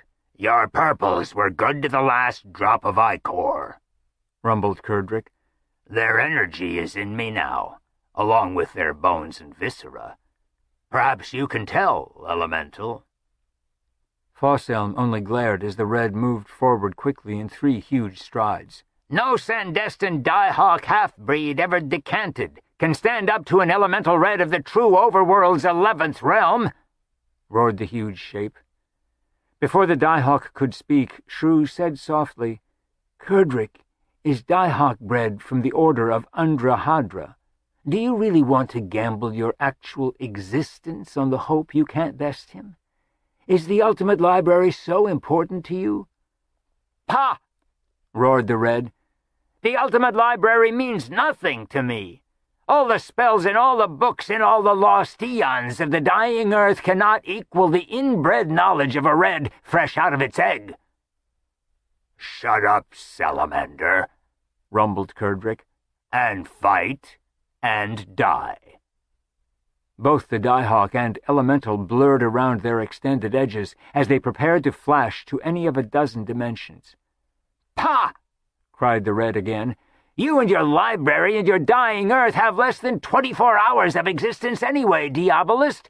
Enjoy it if you can." The elemental made a dismissive gesture and imploded out of existence on the plane of the dying earth. The yellows and greens followed in less than a second. The Pelgrains remained frozen in their block of solidified temporal stasis. Alone, twitching and staggering from the withdrawal of the red from his nerves and brain and guts and muscles and sinews, Fosselm took a confused step backward. Shrew allowed himself to grow until he was 20 feet tall. The morning wind rippled his spider-silk robe like a gray banner. "Now," rumbled the giant, "do you still have business with me, Fosselm? Waylayer of vagabonds, murderer of night guests and cows and old women?" The short Magus shook his bald head and looked around like a man who had mislaid his teeth. "Go away, then," said Shrew. He waved his arm, and Fosselm flew into the air, and in less than 5 seconds had become a speck, disappearing over the western horizon. Shrew resumed his normal size. Marigold had descended the gangplank. His already rubbery-looking legs seemed especially wobbly after the 3 weeks of sky galleon flight. Shrew pocketed the nosebox, removed a heavy key from his pocket, and turned to Kurdrick, Derwy Korim, and Marigold. "Shall we look inside this library now? Kurdrick, bring my traveling chest." Everything looked precisely as it had in the first library. The same benches, shelves, and thin windows, the same indecipherable books in the same places. There was a scurry and scuttling in the shadows, and the female twin of Maus Marigold, Maus Mindrewold, came hurrying forward with a shriek to embrace her brother. The two hugged and kissed and passionately embraced with a duration and intensity not totally proper for a brother and sister, at least, if judging by the glance flashing between them, in the opinion of Derwy Korim and Shrew the Diabolist. Kurdrick, still carrying his master's huge trunk, showed no opinion. After a moment, Shrew cleared his throat repeatedly until the two untangled themselves. "Oh!" cried Mindrewold, in a squeaky voice only an octave or two higher than that of her brother's. "I am so glad to see all of you. It has been so terrible. First the master, Ulfänt Banderoz, turning to stone, and then the earthquakes and the fires and the red sun with its poxed face each morning. Oh, I've been terrified." "I am sure you have, my dear. And as the red elemental outside reminded us, there's nothing we can do to stop the reconvergence in time and space of your library and the first library within a day or less. The dying earth may truly meet its end before tomorrow's sunset, but we are still alive and should celebrate small victories while we can." "We should indeed," squeaked Marigold. "But first, we should go up and pay our respects to this stone body of Ulfänt Banderoz, Master Shrew. May I borrow the nose-box for a moment? Our master, Mindrewold's and mine, should not lie there without a nose." "You are correct, my little friend," Shrew said somberly. "And if I'd not needed to find this place, I never would have used the chisel in the way I did." He removed the nose-box, but hesitated, and then pocketed it again. "But at this moment, Marigold, my old bones ache from the voyage, and my nerves quiver from the terror of the near showdown with the elementals. Is there any place in this stone keep where we can step outside into sunlight for a moment of relaxation and refreshment before paying our respects?" "The terrace at the end of the hallway outside our master's bedroom," said Mindrewold, in her tiny, sweet, uncertain voice. "That will do nicely," said Shrew. "Come along, Kurdrick. Do not jostle the refreshments." The dying earth was alive with earthquake tremors. Boulders crashed down avalanche chutes, and trees vibrated in the thick forest. The sun was laboring harder than ever to climb toward the zenith, and even the flickering sunlight felt uncertain. Still, the morning air was bracing as the Maus twins, the warrior maid, the die-hawk, and the diabolist stepped out onto the open terrace.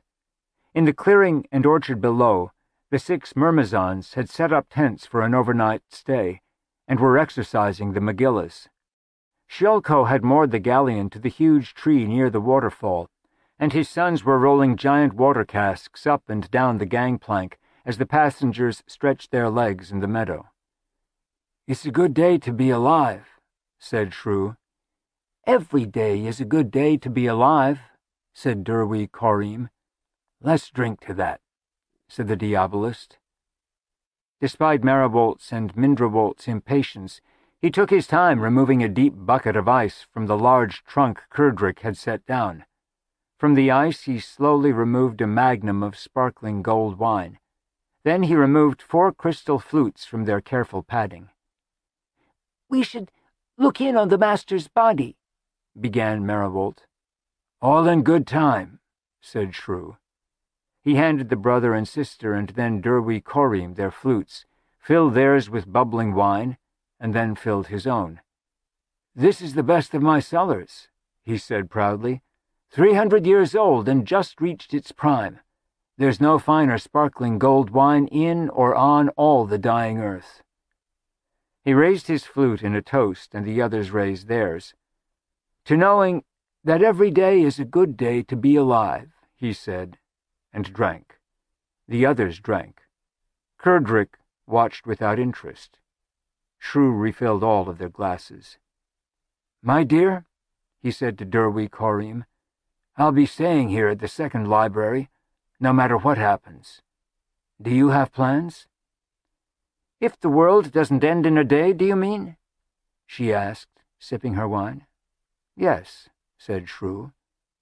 Derwy Corriem shrugged slightly and smiled. "The girls and I have discussed it. Our guess is that we're about as far away from Ascalay and Almery and Cocheek and the land of the falling wall as we could be, without coming closer to home by continuing on eastward, I mean. So we thought it might be fun to ride the McGillis home." "Fun?" repeated Shrew, refilling everyone's flute. "It might take years for you to get home, if any of you survived the adventure, which would be highly doubtful." Derwy Corriem smiled and sipped her sparkling gold wine. Maribolt and his sister frowned and downed their third flute in an impatient gulp. "Well," Shrew said to the Myrmazon chief, "I hope your McGillis can swim, my dear. But, then again, if we survive this current crisis, as you said, your adventures would be sung of for 1,000 years or longer." "Oh, I think," began Derwy Corriem. "I really think we need to go inside and visit the master's corpse," interrupted Maribolt. "May I at least look at the nose of our master, Ulfänt Banderoz? Maybe there is some way we could reattach it." "Of course," Shrew said apologetically, setting his flute down on the stone balustrade and fumbling in his robes for the box. He handed it to Maribolt. The Mouse twins both clutched the box at once, and a change came over their features. Maribolt struck the box against stone, smashing the glass, and lifted the nose out. Both brother and sister held the nose high, and a radiance poured from the stone shard and surrounded both of them. Then the two opened their mouths, and a fog flowed forth, surrounding Shrew, Derwy Corriem, and Kerdrick. Shrew recognized the moving miasma of temporal stasis by its perfume stink, but before he could react, his body and muscles were frozen in place. Even the die-hawk stood frozen over the open trunk. Maribolt and Mindrebolt cackled and writhed and rubbed against one another. "Oh, Shrew, you old fool!" squeaked Maribolt. "How my darling and I feared that you'd figure things out before this moment. How much useless anxiety we had that if you were smarter than you actually are. We sent the Red to Fosselm to distract you. But now I doubt if we needed to have bothered." The two separated and danced around the frozen trio. Mindrewold squeaked at them, "My darling brother, my darling lover, was never just a clerk, you foolish Magus.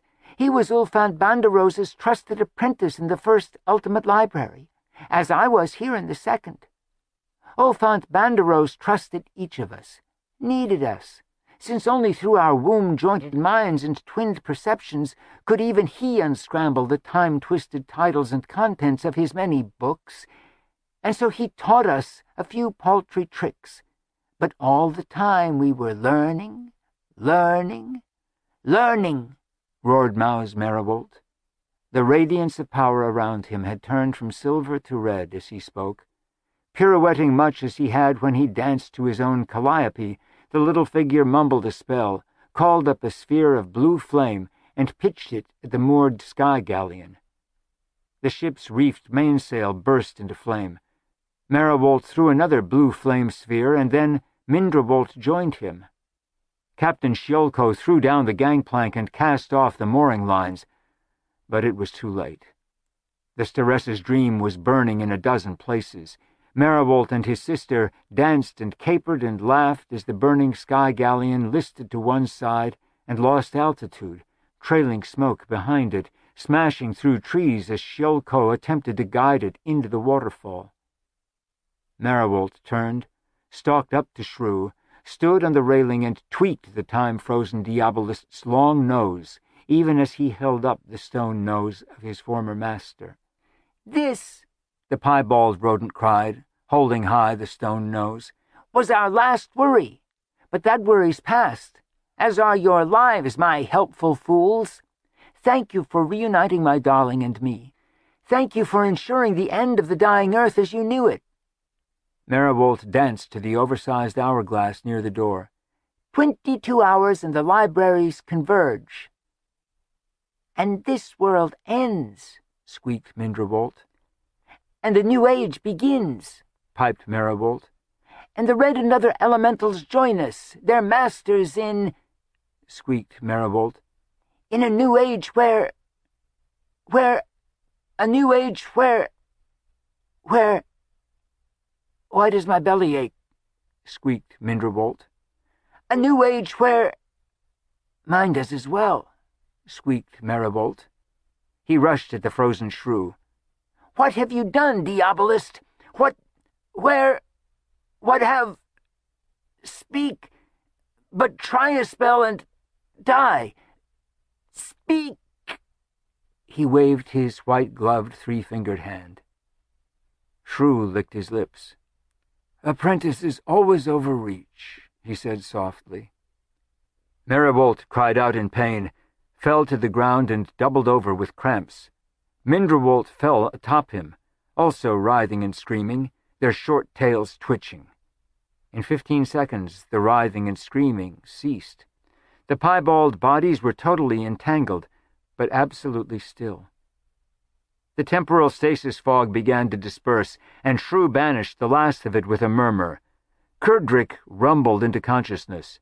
Derwy Korim half staggered and touched her pale brow as Shrew supported her.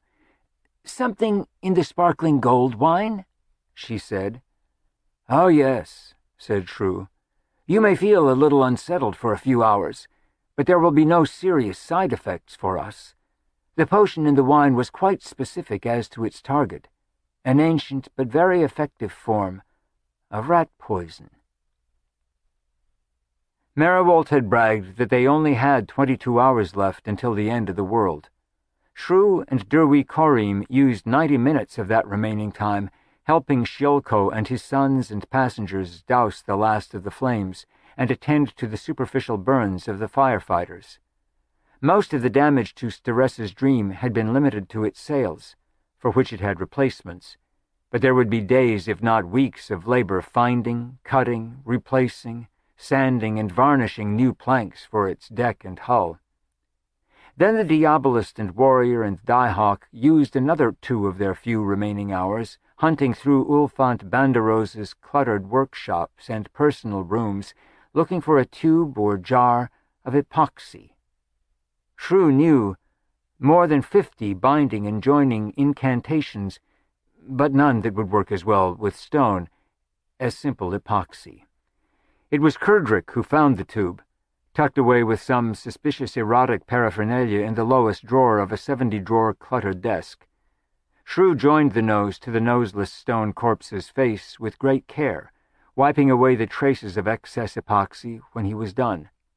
Derwy Korim had been wanting to ask why this corpse of Ulfänt Banderoz was also noseless, since Shrew had done nothing here with his chisel and hammer. But she decided that the mysteries of conjoined but separate time and space, with their 12-dimensional knots and 12 times 12 coexistent potentials, could wait until a less time-critical juncture. The reality was that this corpse of Ulfänt Banderoz had also turned to stone, at least since Shrew's chiseling 3 weeks and more than half a world away was indeed noseless. The reality of now was a concept that Derwy Corim had never failed to grasp, or at least not since she was kidnapped from Syl in the House of Domber when she was a teenager. The slate-gray corpse of Ulfänt Banderoz turned to pink granite, the pink granite slowly fading to pink flesh. The master of the ultimate library and final compendium of thaumaturgical lore from the Grand Mausoleum and earlier sat up, looked around, and felt on his nightstand for his spectacles. Setting them on his nose, he peered at the two humans and Die-Hawk peering at him, and said, "You, Shrew. I thought it would be you. Unless, of course, it was to be Adolphans or Rialto, the self-proclaiming marvelous." "Adolphans is buried alive in a dung heap, and Rialto has fled the planet," Shrew said dryly. "Well, then," smiled Ulfänt Banderoz, "there you have it. How much time do we have until the libraries converge and the world ends?" "Well, 18 hours, give or take a half hour," said Shrew. Murmured Ulfänt Banderoz with a scowl. "Cutting it a little close here, weren't we? Trying to impress the lady, perhaps, Shrew did not dignify that question with an answer, but something about Derwy Corim's grin seemed to please the resurrected old library master. "How long will it take you to set the time-space separation of the two libraries to rights?" asked Shrew. "And can I help in any way?" "Time?" repeated Ulfänt Banderoz, as if he'd already forgotten the question. "The time to repair my so-called apprentice's little vandalism? Oh, about 4 days of constant work, I would imagine. Give or take, as you like to say, a half hour." Shrew and Derwy Corim exchanged glances. Each realized that they'd lost their race with time, and each was thinking of how they would like to spend the last 18 hours of his or her life, give or take 30 minutes, and the answer in both their eyes was visible not only to each other, but to Ulfänt Banderoz. "Oh, good gracious, no," laughed the librarian. "I shan't let the world end while I'm saving it. We'll establish a temporal stasis for the entire dying Earth. I'll exempt myself from it to do my repair work outside of time, and that, as they say, will be that." "You can do that?" asked Shrew. "You can set the whole world in stasis?" His voice, he realized, had sounded oddly like Maribolt's squeak. Of course," said Ulfänt Banderoz, hopping off the bed and heading for the stairs to his workshop. "Done it many times. Haven't you?" At the top of the stairway, the librarian stopped suddenly and seized Shrew's arm. "Oh, I don't want to play the Archmagus of Archmagi or anything, dear boy, but I do have a bit of important advice. Do you mind?" "Not at all," said Shrew. The mysteries of 1,000,000 years and more of lost lore were at this Magus's beck and call. "Never hire a mouse as your apprentice," whispered Ulfänt Banderoz. "Goddamned untrustworthy, those vermin. No exceptions." To Shrew's and every other human being on the dying Earth's way of perceiving it, the time-space crack, which no one else, except the still flying and fleeing Fosselm, even knew about, was fixed in an eye blink. The earthquakes ceased. The tsunamis stopped coming. The days of full darkness dropped to a reasonable number. The elderly red sun still struggled to rise in the morning, and showed its occasional pocks of darkness, but that was the way things had always been, or at least as long as anyone living could remember it being. The dying Earth was still dying, but it resumed its dying at its own pace. One assumed that the pogroms against magicians would go on for months or years longer. Such outbursts have their own logic and timelines, but Derwi Korim suggested that in a year or two there would be a general rapprochement. "Perhaps it would be better if there's not a total rapprochement," said Shrew. When the Myrmizon leader looked sharply at him, Shrew explained, "Things have been out of balance on our dear dying Earth for far too long," he said softly. "Millions of years ago, the imbalance benefited political tyrants or merchants or the purveyors of the earliest form of real magic, called science. For a long time now, wealth and power have been preserved for those willing to isolate themselves from real humanity for long enough to become a true sorcerer. For too long now, perhaps, those of us who are, let us say, least human in how we spend our time and with whom we associate, have owned too much of the world's literature and fine food and art and wealth. Perhaps the dying Earth has enough years and centuries left to it that we can move into another, healthier phase before the end." "What are you suggesting?" asked the war maven with a smile. "Peasants of the world, unite?" Shrew shook his head and smiled ruefully, embarrassed by his speech. "But no matter what comes, you want to wait and see it all," said Derwi Korim. "Everything, including the end." "Of course," said Shrew the Diabolist. "Don't you?" There came several weeks as the galleon and people were being repaired, when life was easy and merry, even self-indulgent. And then, too suddenly, as all such departing times always seem to be, it was over, and time for everyone to go. Ulfänt Banderoz announced that he had to go visit himself, his dead stone other self, at the first library, and to repair that oversight of death. "How can you do that?" asked Derwi Korim.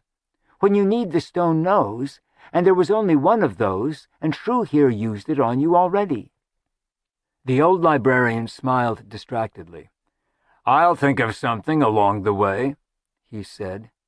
He gave Derwi Korim a hug, an overlong and far too enthusiastic hug to Shrew's way of thinking, and then she handed the librarian the half-full tube of epoxy, and he winked out of existence.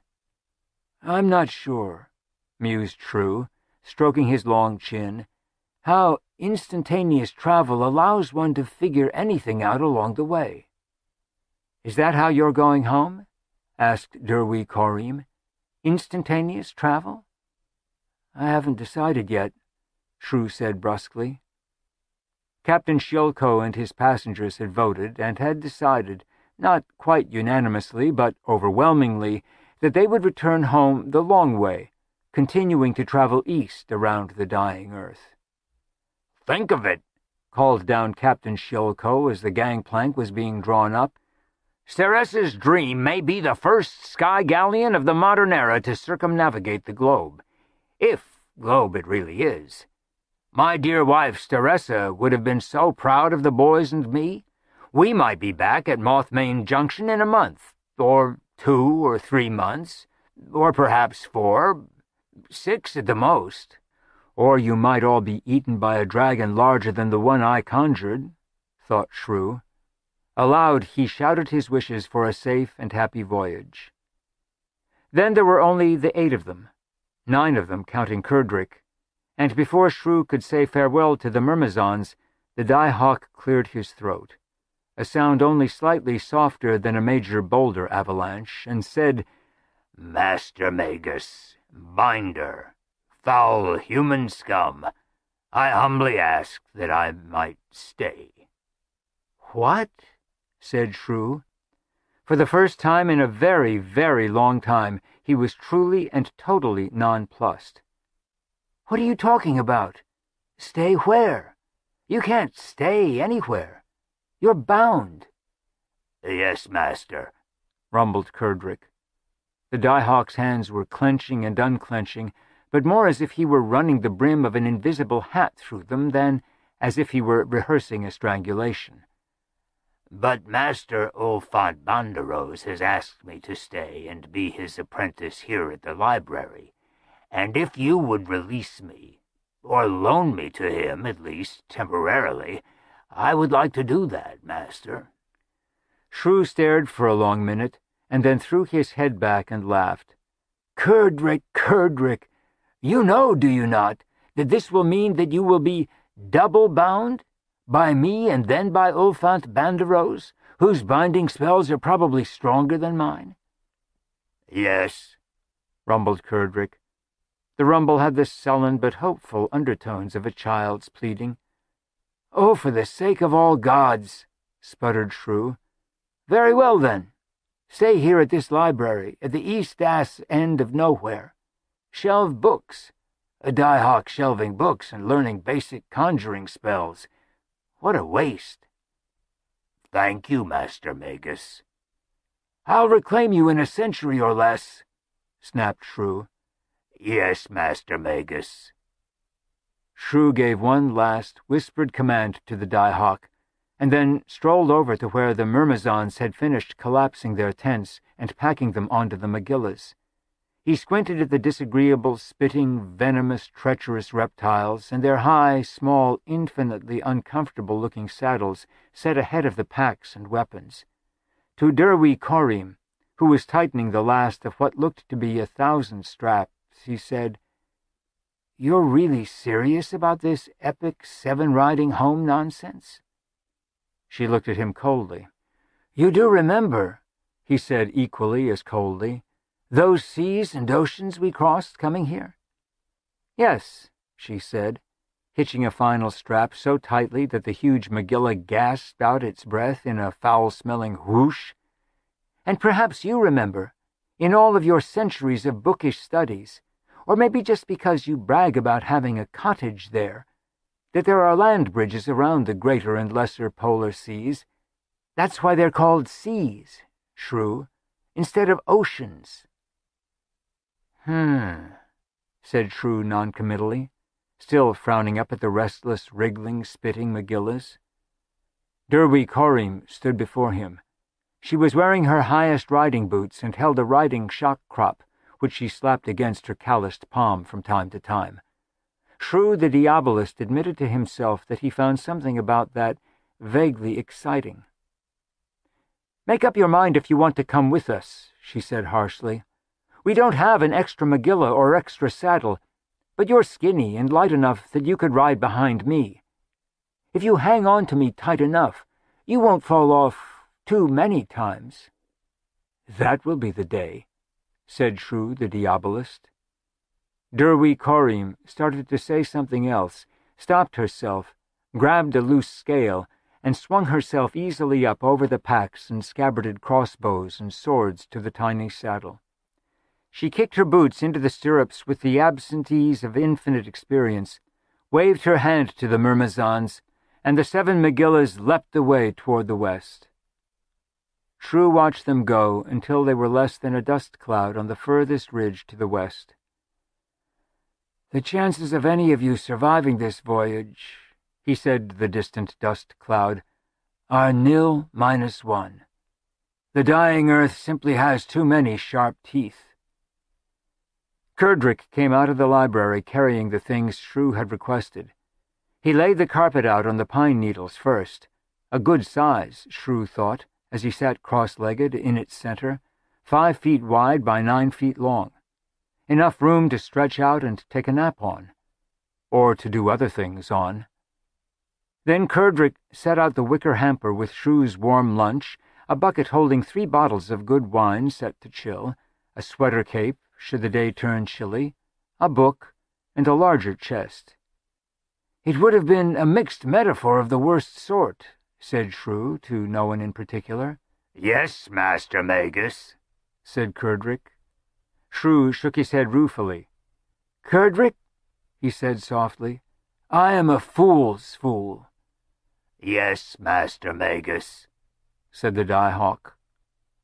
Without another word, Shrew extended his fingers, jinkered the old carpet's flight threads into life, lifted it 8 feet off the ground, in a hover, turned to look sideways directly into the die-hawk's disinterested, or at least non-committal yellow eyes, shook his head a final time, and commanded the carpet west, rising quickly over the trees, pursuing the disappearing dust cloud.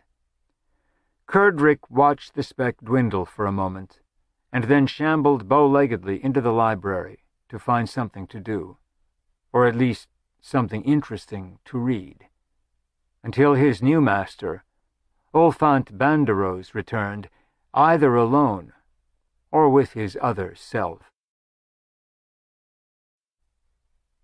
Afterward. The summer of 1960, I was 12 years old and visiting my much older brother Ted and my Uncle Wally in Wally's third-floor apartment on North Kildare Avenue just off Madison Street in Chicago.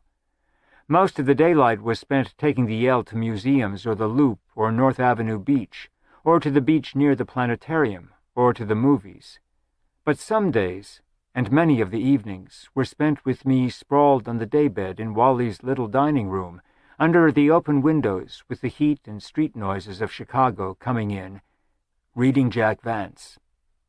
Actually, I was reading a tall stack of my brother's ace double novels, old issues of the magazine of fantasy and science fiction, and other paperbacks. But it was the Jack Vance that I remember most vividly. I remember the expansive, Odysseid power of Big Planet, and the narrative energy of the Rapparee, later known as Five Gold Bands, and my introduction to semantics through The Languages of Pow, and the brooding fantasy brilliance of Marzan the Magician, later to be The Dying Earth, and the literary style that saturated To Live Forever. Mostly it was the style. My reading even then had already moved beyond a steady diet of science fiction and other genres, but as my tastes sharpened and my appetite for literature grew, as I encountered not just the stylistic power of the best in genre, but also that of Proust and Hemingway and Faulkner and Steinbeck and Fitzgerald and Malcolm Lowry and all the others, what stayed with me was the memory of Jack Vance's expansive, easy, powerful, dry, generous style, the cascades of indelible images leavened by the drollest of dialogue, all combined with the sure and certain lilt of language used to the limits of its imaginative powers. When I finally returned to science fiction in the mid-1980s, not only as a reader but as a writer working on my first science fiction novel, Hyperion, it was to celebrate science fiction styles old and new, from space opera to cyberpunk, but most of all, to acknowledge my love of science fiction and fantasy in an homage to Jack Vance's work. Please note that I didn't say in an attempt to imitate the style of Jack Vance. It's no more possible to imitate the unique Vancian style than it is to reproduce the voice of his friend Powell Anderson, or of my friend Harlan Ellison, or any of the other true stylistic giants in our field or from literature in general. Reading Jack Vance's work today, I am transported back 48 years to the sounds and smells of Chicago coming in through that third-floor window on Kildare Avenue, and I remember what it is like to be truly and totally and indelibly transported into a master magician's mind and world. Dan Simmons.